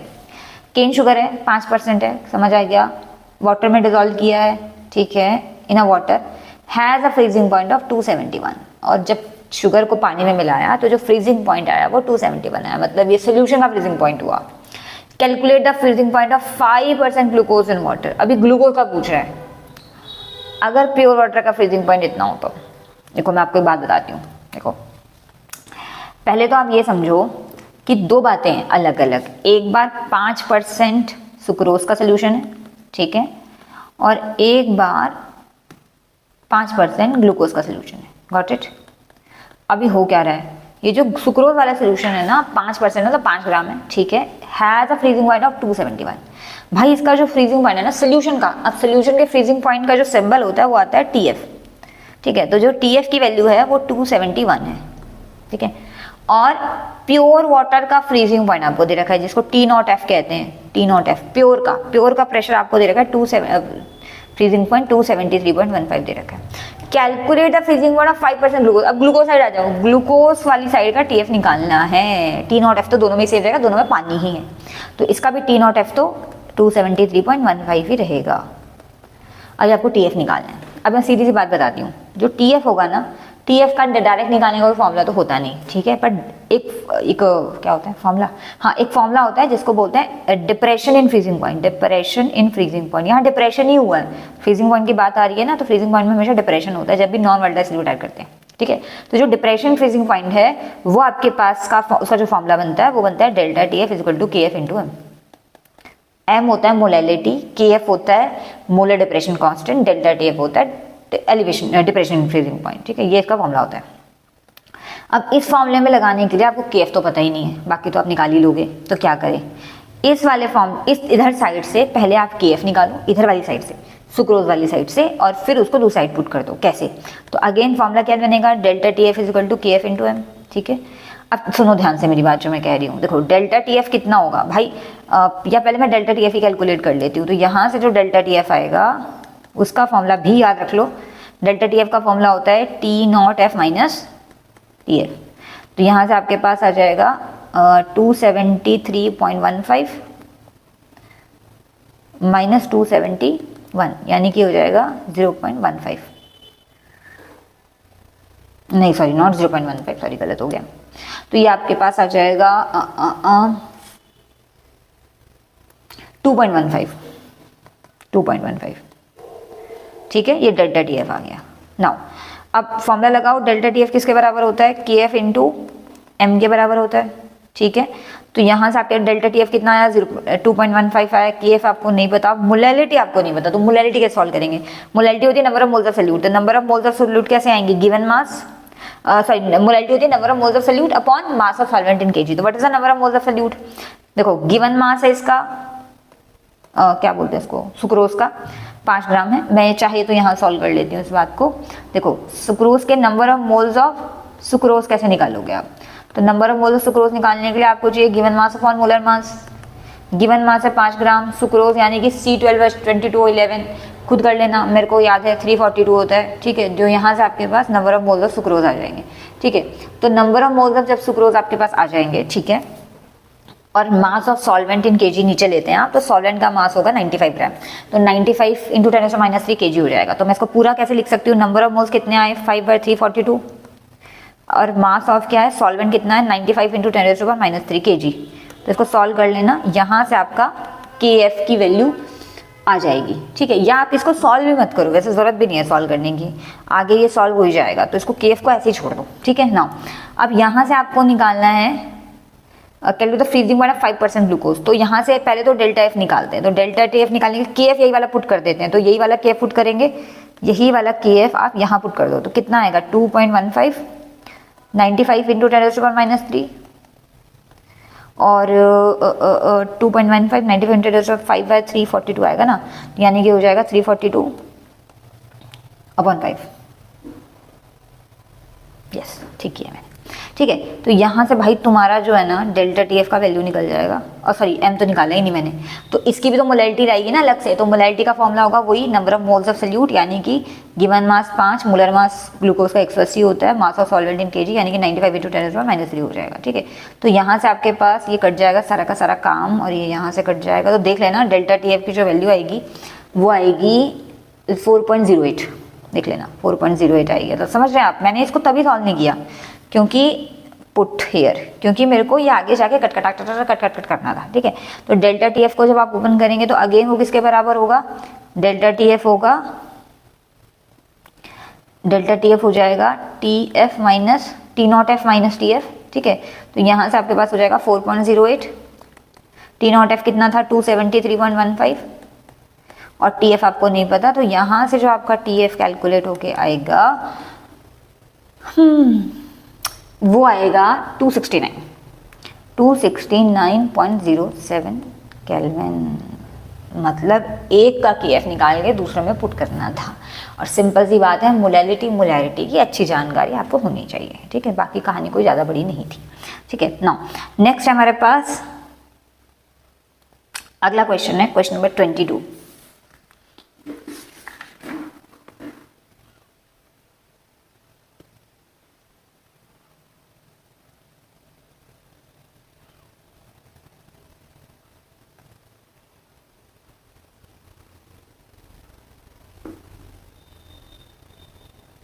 ओके अगला क्वेश्चन है क्वेश्चन नंबर 22, कह रहा है at 300 kelvin 36 gram of glucose present per litre in it solution, ठीक है, has an osmotic pressure of इतना, गॉट इट।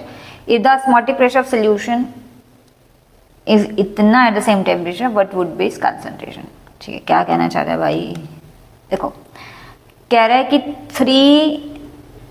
300 केल्विन पे, मतलब टेम्परेचर आपने 300 ग्राम ले रखा है, 300 केल्विन ले रखा है, sorry, 36 gram of glucose present per litre, मतलब जो गिवन मास ऑफ ग्लूकोज है वो 36 ग्राम है, ठीक है, 1 लीटर के अंदर, पर लीटर के अंदर, ठीक है। Has on osmotic pressure, osmotic pressure को पाई से डिनोट करते हैं, तो उसका पाई 4.98 बार आ जाता है। देखो बात पता है क्या होती है, न्यूमेरिकल सॉल्व करने के लिए जो सबसे जरूरी चीज़ है ना वो ये कि जो गिवन है और जो कैलकुलेट है आप उसको पहले ढंग से लिख लो। पहले ये दिमाग मत चलाओ कि कौन सा फॉर्मूला लगाना है मुझे, पहले आप ढंग से उसे लिख लो, ये ज़रूरी होता है। तो T1 4.98 ग्राम है, ठीक है, सॉरी पाई जो है 4.98 है। If the osmotic pressure of the solution is 1.52, कह रहे हैं कि अगर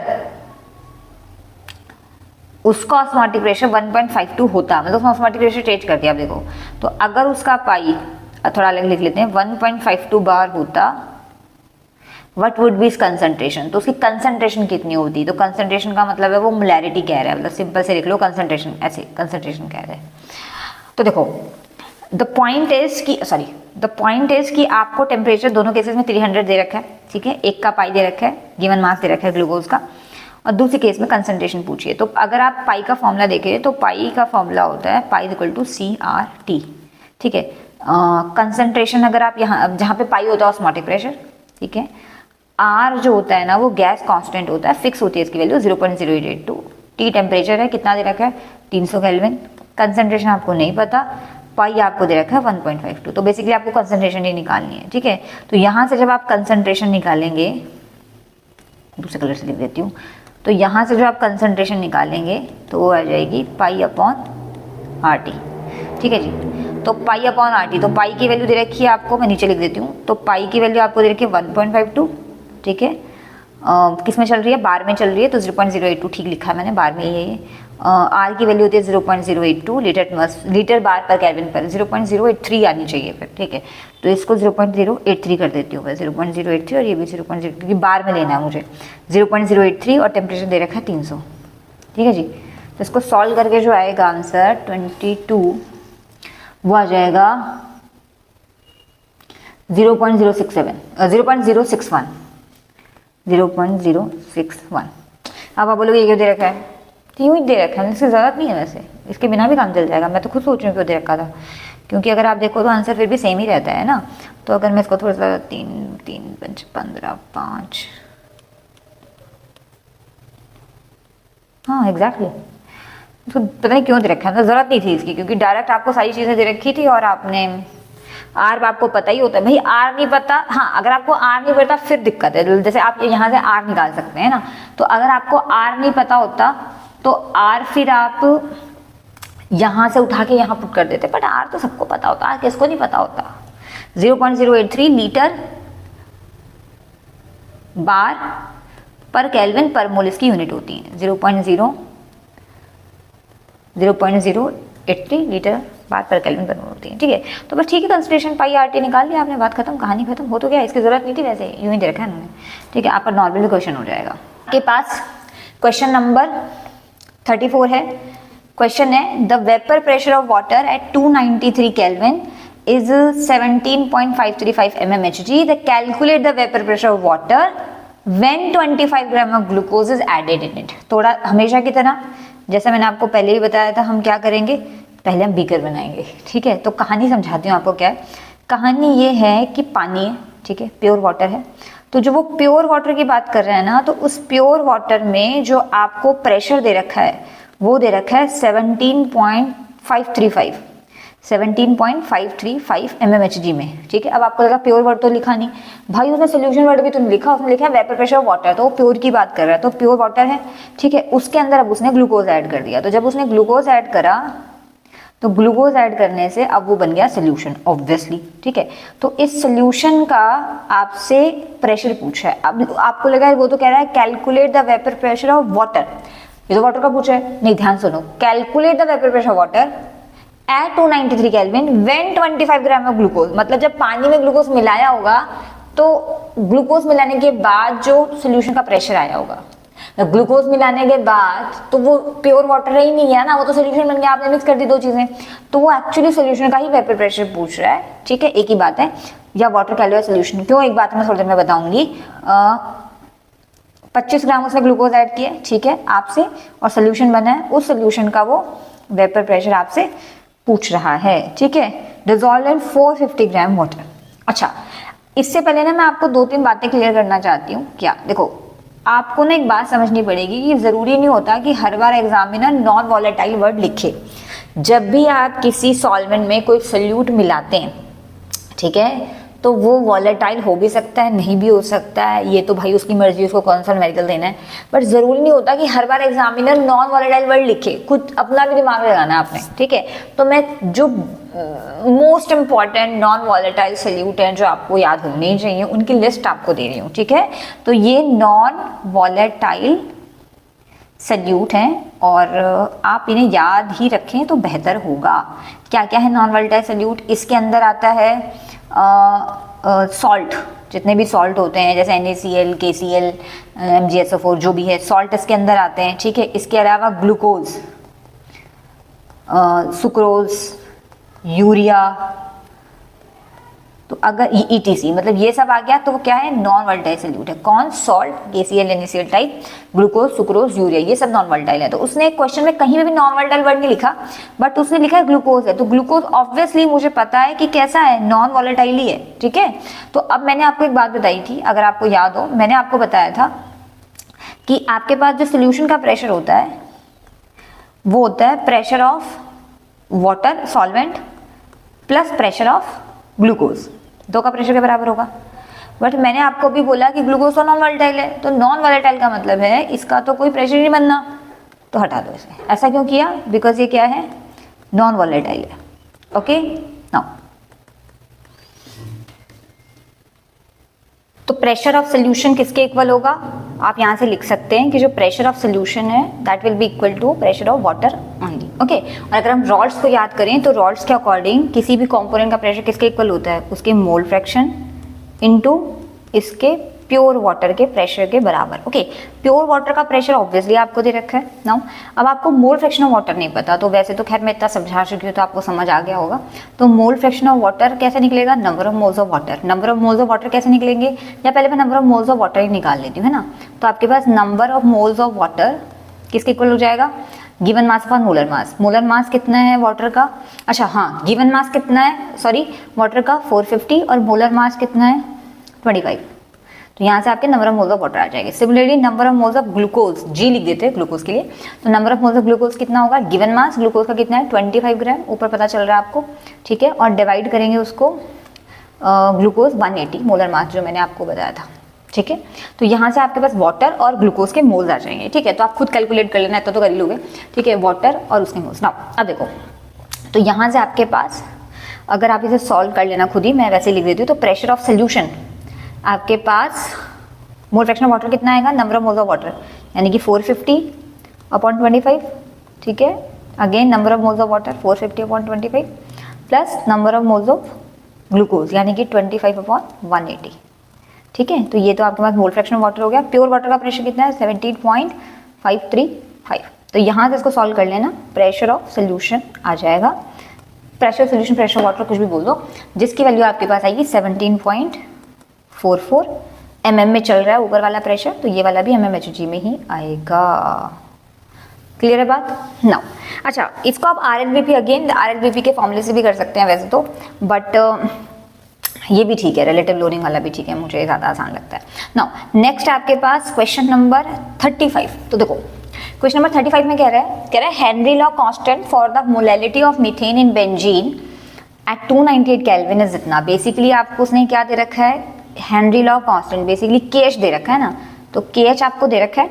okay, calculate the solubility of methane in benzene at 290 under 760 mmHg। अब ध्यान सुना, calculate the solubility of methane. अब what does that solubility means? अब इस सोल्युबिलिटी का क्या लोचा आ गया यहाँ से? देखो, जो दे रखा है पहले वो देखते हैं, बाकी जो नहीं पता तो बात की बात है। तो भाई मुझे एक तो KH दे रखा है, तो जो पता है वो लिख लेते हैं। तो KH की वैल्यू दे रखी है 4.27 इंटू 10⁵ देखो कभी भी आपको ऐसा लगे ना कि मुझे तो समझ ही नहीं आ रहा क्वेश्चन में क्या करना है, तो पहला स्टेप तो आपको हमेशा हर कोई कर सकता है, आपको समझ आया ना आए। और पहला स्टेप क्या है कि जो भी गिवन चीज़ है उनको लिख दो, अच्छे से लिख दो, सिंपल फॉर्म में लिख दो। ओके, तो KH का प्रेशर, KH वैल्यू आपको दे रखी है। अच्छा आगे क्या कह रहा है, calculate the solubility of methane in benzene at 298 kelvin under 760 mmHg।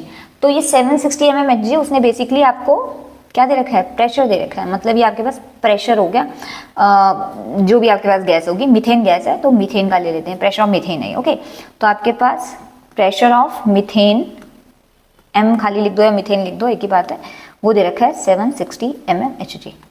क्या पूछा है, सोल्युबिलिटी। ध्यान समझना, जो सोल्युबिलिटी होती है ना, सोल्युबिलिटी बेसिकली कंसंट्रेशन को ही बोलते हैं, ठीक है।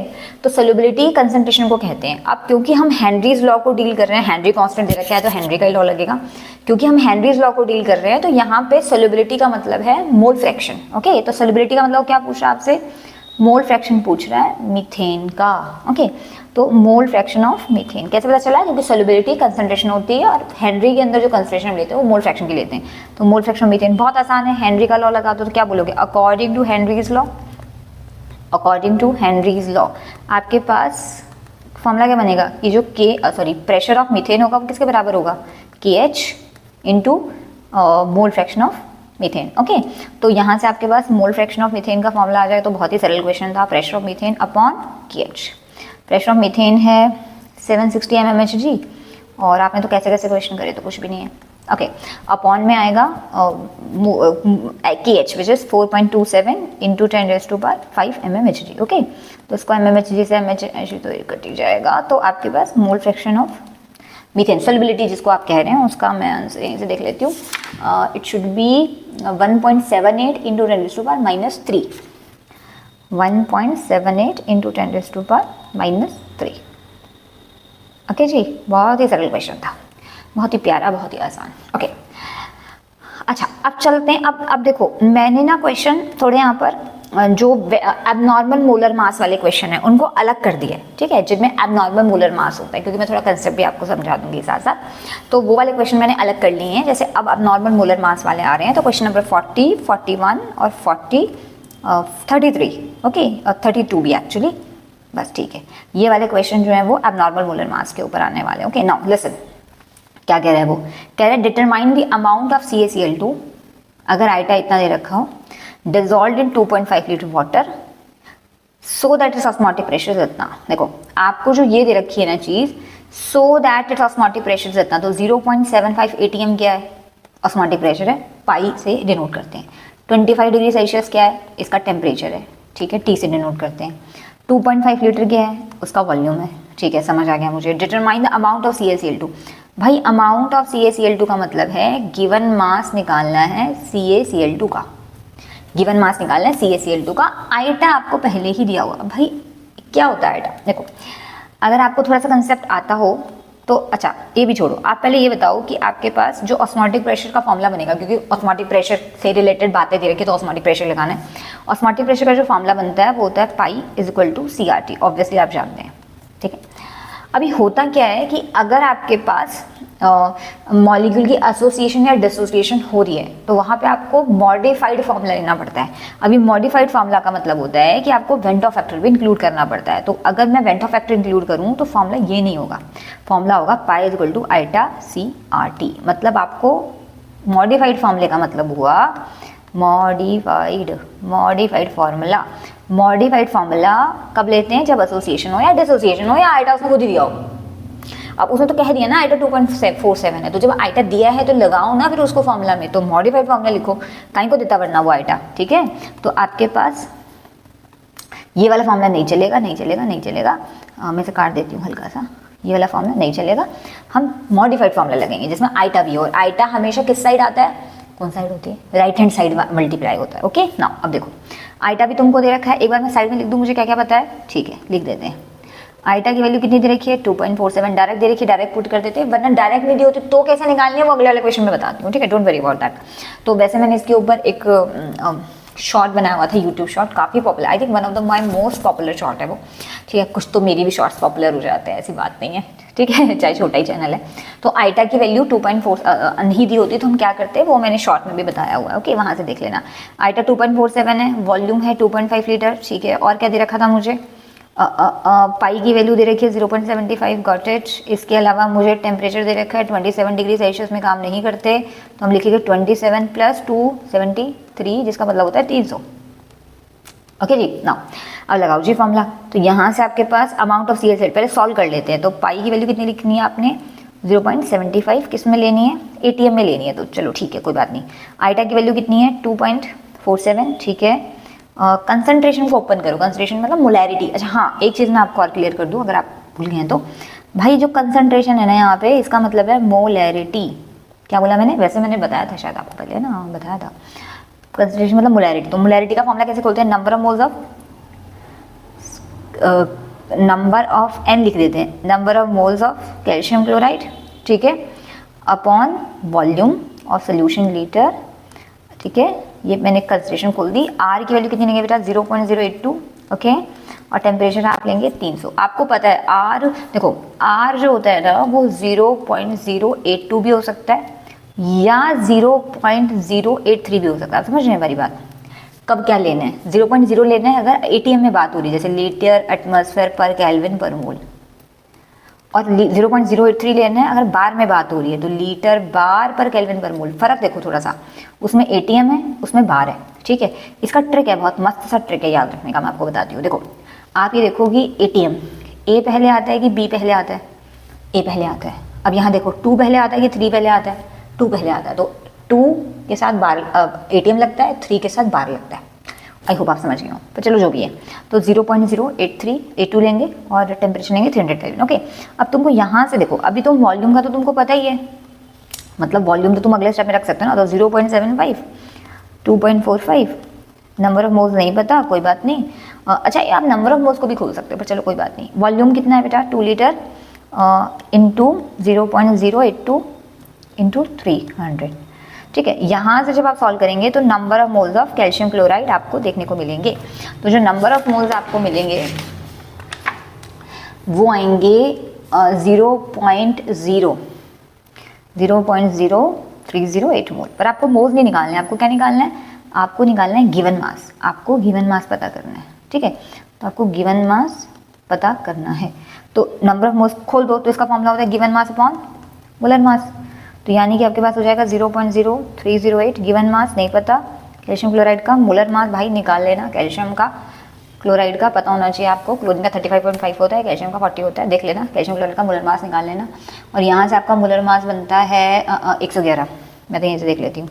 तो आपका गिवन मास जो आएगा कैल्शियम क्लोराइड का, that comes out to be 3.42, तो 3.42 ग्राम आपका आंसर आ जाएगा, ठीक है। मैंने मोलर मास कैल्शियम क्लोराइड का डायरेक्ट यहीं लिख दिया, सॉल्व खुद कर लेना, ओके। तो ये था आपका क्वेश्चन नंबर 40। अब आ जाते हैं नेक्स्ट क्वेश्चन पे जो काफ़ी सिमिलर है, ठीक है। अभी देखो मैंने क्या बोला भाई, या तो उसने आइटा दिया होगा, तो आइटा दिया होगा तो चुपचाप पुट कर देना, कोई टेंशन ही नहीं लेनी, या उसने ना कुछ ऐसा हिंट दिया होगा, डिसोसिएशन हो रही है, एसोसिएशन हो रही है, वो हिंट आपको पकड़नी पड़ेगी, ठीक है। इतना दिमाग तो चलाना ही पड़ेगा ना। जैसे अब ये वाला क्वेश्चन है, ठीक है, तो इस क्वेश्चन को रीड करते हैं। कह रहा है determine the osmotic pressure, again osmotic pressure निकालना है, यानी कि पाई निकालना है, पाई, ठीक है। डिटरमाइन, रिकॉर्डिंग हो रही है, determine the osmotic pressure of a solution prepared by dissolving 25 milligram of K2SO4 in 2 liter water, ठीक है भाई। K2SO4 को पानी में मिलाया है, तो व्हाट इज K2SO4, सल्यूट ना, जो पता वो देख लेते हैं। पाई नहीं पता, कोई बात नहीं, देखो तो आपको पाई नहीं पता, कोई बात नहीं। 25 मिलीग्राम ऑफ K2SO4, तो K2SO4 सल्यूट है, यानी कि गिवन मास ऑफ K2SO4 आप कह सकते हैं, या सल्यूट का वो दे रखा है मिलीग्राम। एक और बात भाई, मिलीग्राम में हम काम नहीं करते, हमको मिलीग्राम में काम नहीं करना, हमको ग्राम में काम करना है, क्योंकि मोलर मास भी ग्राम में दिया होता है। यानी कि आपके पास हो गया 25 मिली को हटाने के लिए आप लगा दें 10⁻⁻3, याद रहेगा। एक बार वीडियो में बना दूंगी कि मिली, माइक्रो, रेडो, फेमटो के लिए क्या क्या लगाते हैं। तो मिली के लिए लगाते हैं 10⁻³ ग्राम। ओके ना, गिवन मास K2SO4 का ये हो गया। मोलर मास K2SO4 का भाई निकाल लेना। K2SO4 का मास कितना होगा, पोटेशियम का 39 होता है, गेस 2 × 39, सल्फर का 16 होता है, और ऑक्सीजन का सॉरी गलती होगी, अब ऐसा मैं बोल देती हूँ बट दैट डजंट मीन कि मेरे को आता नहीं है। सल्फर का 32 होता है, ठीक है, प्लस ऑक्सीजन का 16 होता है, 16 बार 40 मतलब 16 होता है, 16 से मल्टीप्लाई करेंगे तो K2SO4 का मास आएगा भाई, यहीं से देख लेते हैं कितना आएगा, 174 आएगा, 174 ग्राम।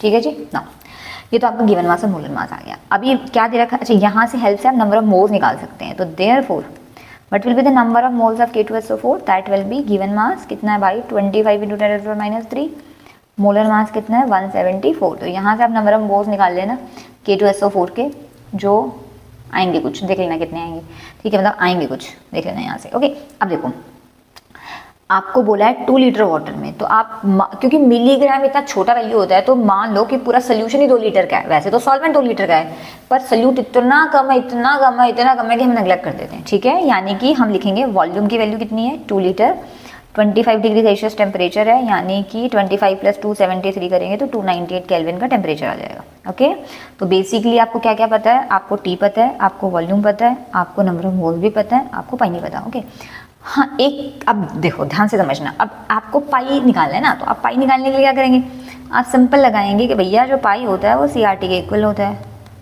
और फिर आप CRT की वैल्यू रख देंगे। ऐसा करेंगे तो वहाँ गलत करेंगे, ऐसा नहीं करना है।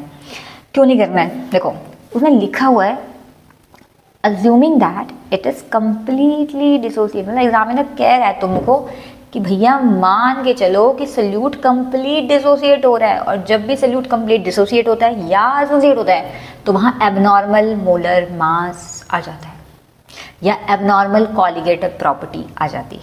ठीक है, और क्योंकि डिसोसिएशन हो रही है तो फॉर्मूला पाई = CRT नहीं लेगा। क्या गड़बड़ कर रखी है मैंने, बताना क्या गलती करी है, मैंने आइटा नहीं लिया तो पाई क्या लेंगे, आइटा CRT लेंगे। इनको हिंट दे दिया ना उसने कि डिसोसिएशन हो रही है कंप्लीट।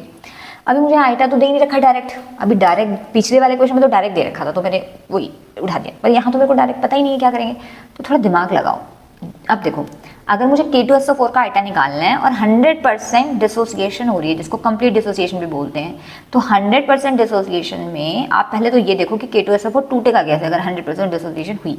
तो K2SO4 जब टूटता है तो देता है 2 potassium ion plus 1 sulphate ion. क्या बोला मैंने, 2 पोटेशियम आयन और 1 सल्फेट आयन। यहाँ से ना टोटल आयन्स चेक करो कितने हैं, तो 2 पोटेशियम के मिले हैं, 1 सल्फेट का मिला, यानी कि टोटल आयन मिले हैं 3।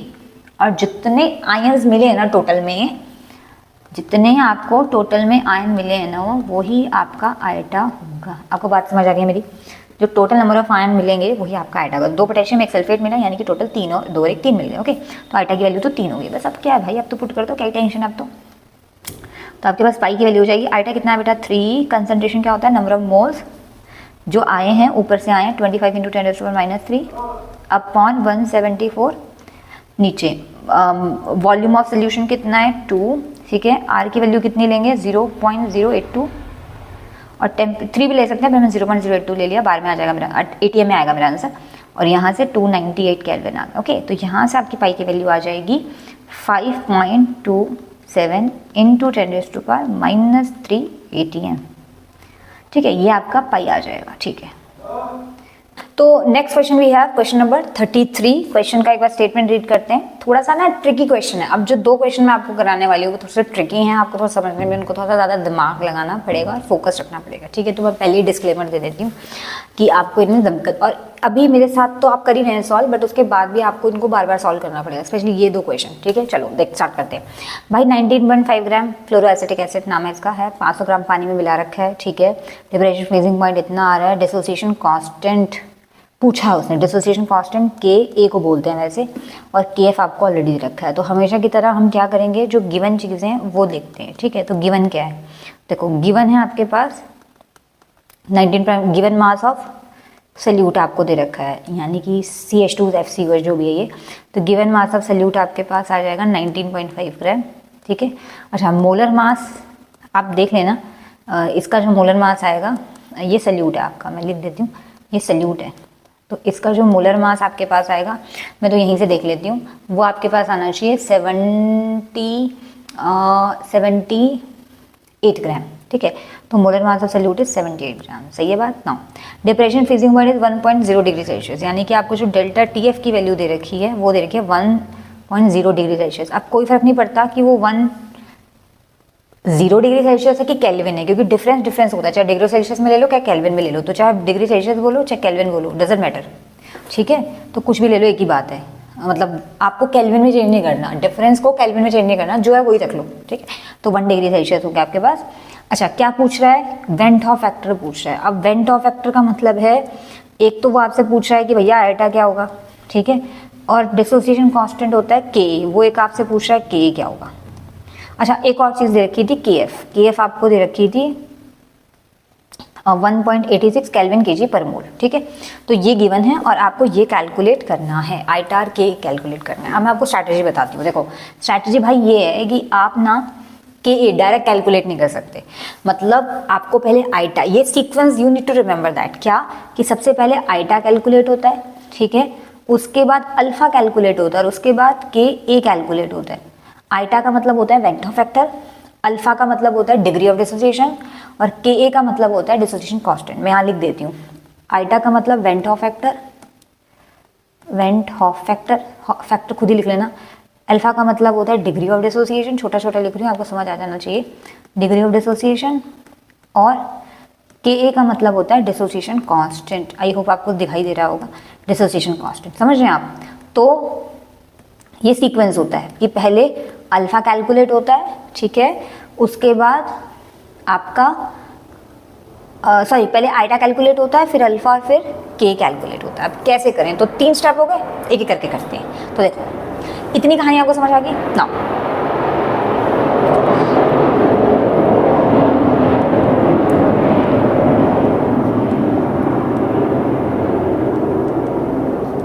स्टेप 1 है कैलकुलेशन ऑफ आईटा, आईटा कैसे कैलकुलेट करें, ठीक है। तो देखो इसको मैं एक बार चाहे यहाँ लिख देती हूँ।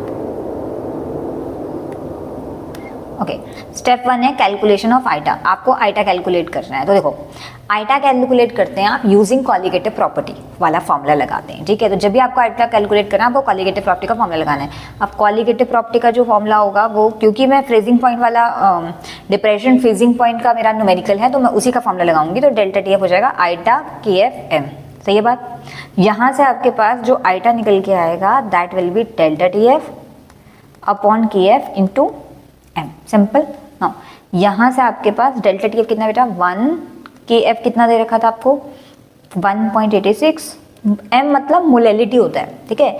अगर आपको फॉर्मूले पता है तो एम मतलब मोलैलिटी होता है, तो मोलैलिटी में लिख देती हूँ यहाँ पे, एम मतलब मोलैलिटी। तो मोलैलिटी कैसे कैलकुलेट करेंगे आप, वही number of moles of solute.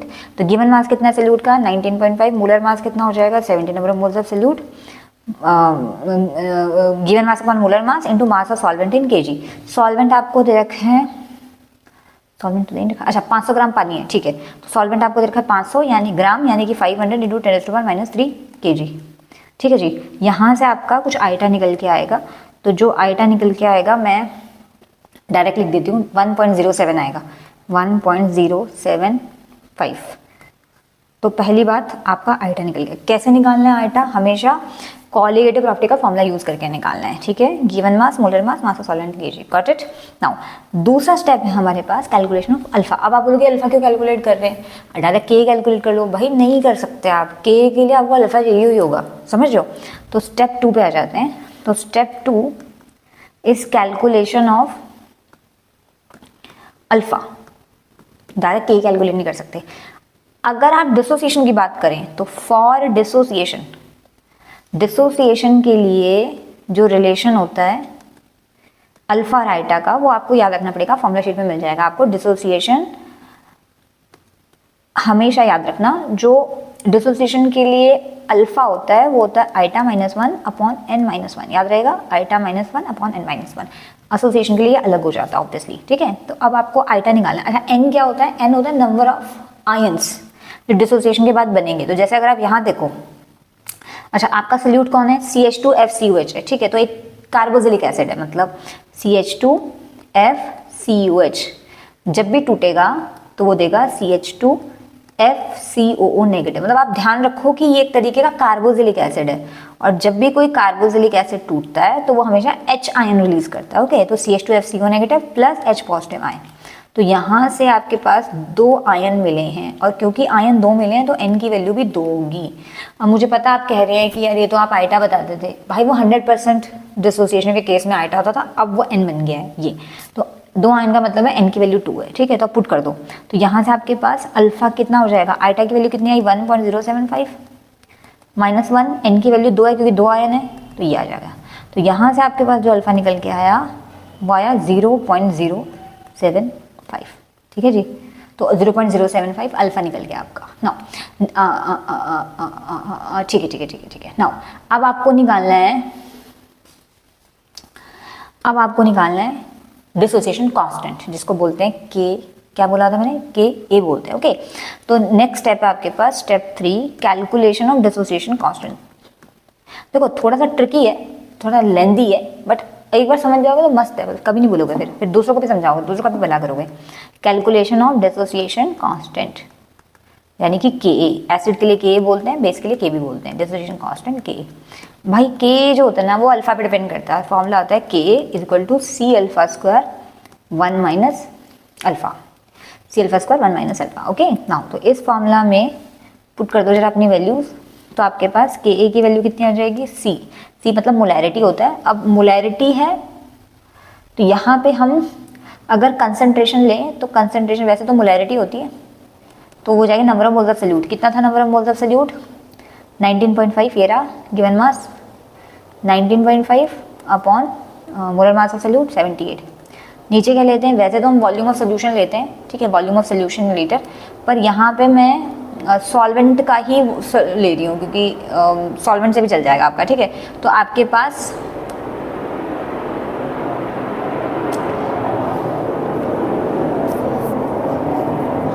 थोड़ा सा जहाज चल रहे हैं ना ऊपर, तो थोड़ा सा आवाज़ अच्छे से नहीं आई, इसलिए मैं चुप हो गई हूँ।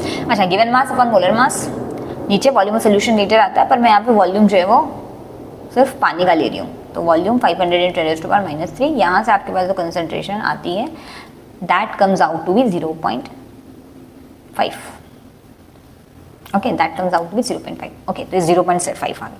मतलब थोड़ा सा यहाँ पे ध्यान देना इस बात का कि ऑल्दो मुझे मोलैरिटी पूछा है, पर मैं यहाँ पे मास ऑफ सोल्यूशन की जगह, मतलब सॉरी वॉल्यूम ऑफ सोल्यूशन की जगह वॉल्यूम ऑफ सॉल्वेंट ले रही हूँ। ओके, 0.5 क्योंकि we don't have any other choice, तो मैं यही ले लेती हूँ 0.5। तो कंसंट्रेशन होगी 0.5। अब देखो यहाँ पर, तो आपके पास के कितना हो जाएगा, कंसंट्रेशन है 0.5, अल्फा कितना निकाला है 0.075 का स्क्वायर 1 माइनस अल्फा 0.075। ओके बेटा, इसको सॉल्व करके जो आपके पास आएगा that comes out to be a की वैल्यू इज 3.07 इंटू 10⁻³ आपकी वैल्यू आ जाएगी। आप समझ रहे हैं?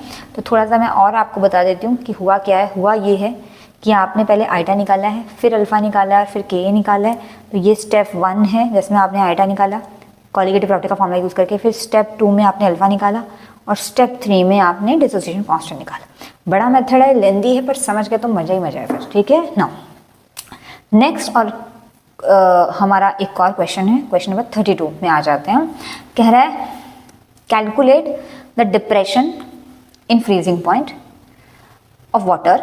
ठीक है, व्हेन 10 ग्राम ऑफ दिस, ये भी कार्बोक्सिलिक एसिड का ही टाइप है क्योंकि COH लिखा है ना उसने, COH is added to 250 gram water. कि ए की वैल्यू इतनी दे रखी, के एफ कितनी दे रखी है। अब देखो कहानी क्या है, अगर आपको याद हो तो पिछले वाले क्वेश्चन में ना मुझे डिप्रेशन फ्रीजिंग पॉइंट पता था, मतलब डेल्टा TF पता था। उस डेल्टा TF की हेल्प से, मैं अगर यहाँ पे दिखाना चाहूँ आपको, किसी और कलर से कर लेते हैं, हाँ, उस डेल्टा TF की हेल्प से आपने आइटा निकाला, फिर अल्फा निकाला, फिर के निकाला। भाई अभी गेम चेंज कर दिया उसने। अभी गेम क्या चेंज कर दिया, कौन सा कलर था ये, हाँ उसने गेम क्या चेंज किया था। अब वो क्या कर रहा है, अब वो कह रहा है जी ऐसा है, आपको डिप्रेशन इन फ्रीजिंग पॉइंट निकालना है, यानी कि आपको डेल्टा TF को कैलकुलेट करना है। और अब उल्टी कहानी चल रही है, यानी कि इस बार आपको KA की वैल्यू दे रखी है। आप समझ रहे हो, उल्टी बात चल रही है इस बार। पहले डेल्टा TF दे रखा था। मैं थोड़ा सा इसको समझाने की कोशिश करती हूँ कि पिछले वाले क्वेश्चन में ना आपको डेल्टा TF दे रखा था, ठीक है। उस डेल्टा TF से तुमने क्या निकाला, आइटा निकाला, फिर आइटा से क्या निकाला, अल्फा निकाला, अल्फा से क्या निकाला, के निकाला, बात खत्म। अब ऐसा नहीं है, अब उल्टी गेम है। मतलब इस बार आपको के ए दे रखा है, समझ लो, तो के से क्या निकालोगे, अल्फा, अल्फा से क्या निकालोगे, आइटा, आइटा से क्या निकालोगे, डेल्टा टी। उल्टा चलना है इस बार, उल्टा चलना है इस बार, ठीक है। बट बात जिसको समझ आ गई उसको समझ आ गई, वो इतने में भी कर लेगा, मुझे पता है, ठीक है। अब देखो सोल्यूशन कैसे करें, तो देखो आपको निकालना क्या है, डेल्टा डी एफ निकालना है, ठीक है। उसके लिए आपको चाहिए, मतलब ये पिछले वाला है मेरा, अब वाला ये वाला है, अब ये वाली टेक्निक लगानी है आपने। तो पहले आपने डेल्टा डी एफ नहीं पता आपको, ठीक है। आपको क्या क्या पता है, आपको पता है कि के ए की वैल्यू पता है 1.4 इंटू 10⁻³ है, ठीक है। इसके अलावा के एफ की वैल्यू आपको पता है 1.86 केल्विन केजी पर मोल है, ठीक है। इसके अगर आपको गिवन मास पता है ऑफ सल्यूट, तो गिवन मास जो सल्यूट का आ रहा है वो आ रहा है आ क्या रहा है, दे रखा है ना 10 ग्राम, तो मोलर मास निकाल लेना। दिस इज योर सल्यूट ना, दिस इज योर सल्यूट, मैं लिख देती हूँ सल्यूट, वैसे तो पता ही चल रहा है तुम्हें सल्यूट है। तो given molar mass of solute कितना आ जाएगा भाई, देख लेना कैलकुलेशन करके, मैं यहीं से देख लेती हूँ। तो आपका जो गिवन मास आएगा, सॉरी मोलर मास आएगा, ये जो भी आपके पास एसिड है इसका मोलर मास आना चाहिए 122.5 ग्राम आ रहा है, ठीक है। इन दोनों को सॉल्व करके आप नंबर ऑफ मोल्स निकाल सकते हैं वैसे तो, ठीक है, पर चलो बाद में देख लेंगे। अब आपको क्या करना है, अब आपको उल्टा चलना है। क्या बोला मैंने, के ए से अल्फा निकालना है, ठीक है। तो देखो के ए से अल्फा निकालना है, तो के ए क्या होता है, C alpha square 1 minus alpha, ठीक है। अच्छा यहाँ पे मैं एक चीज़ और आपको बता दूँ,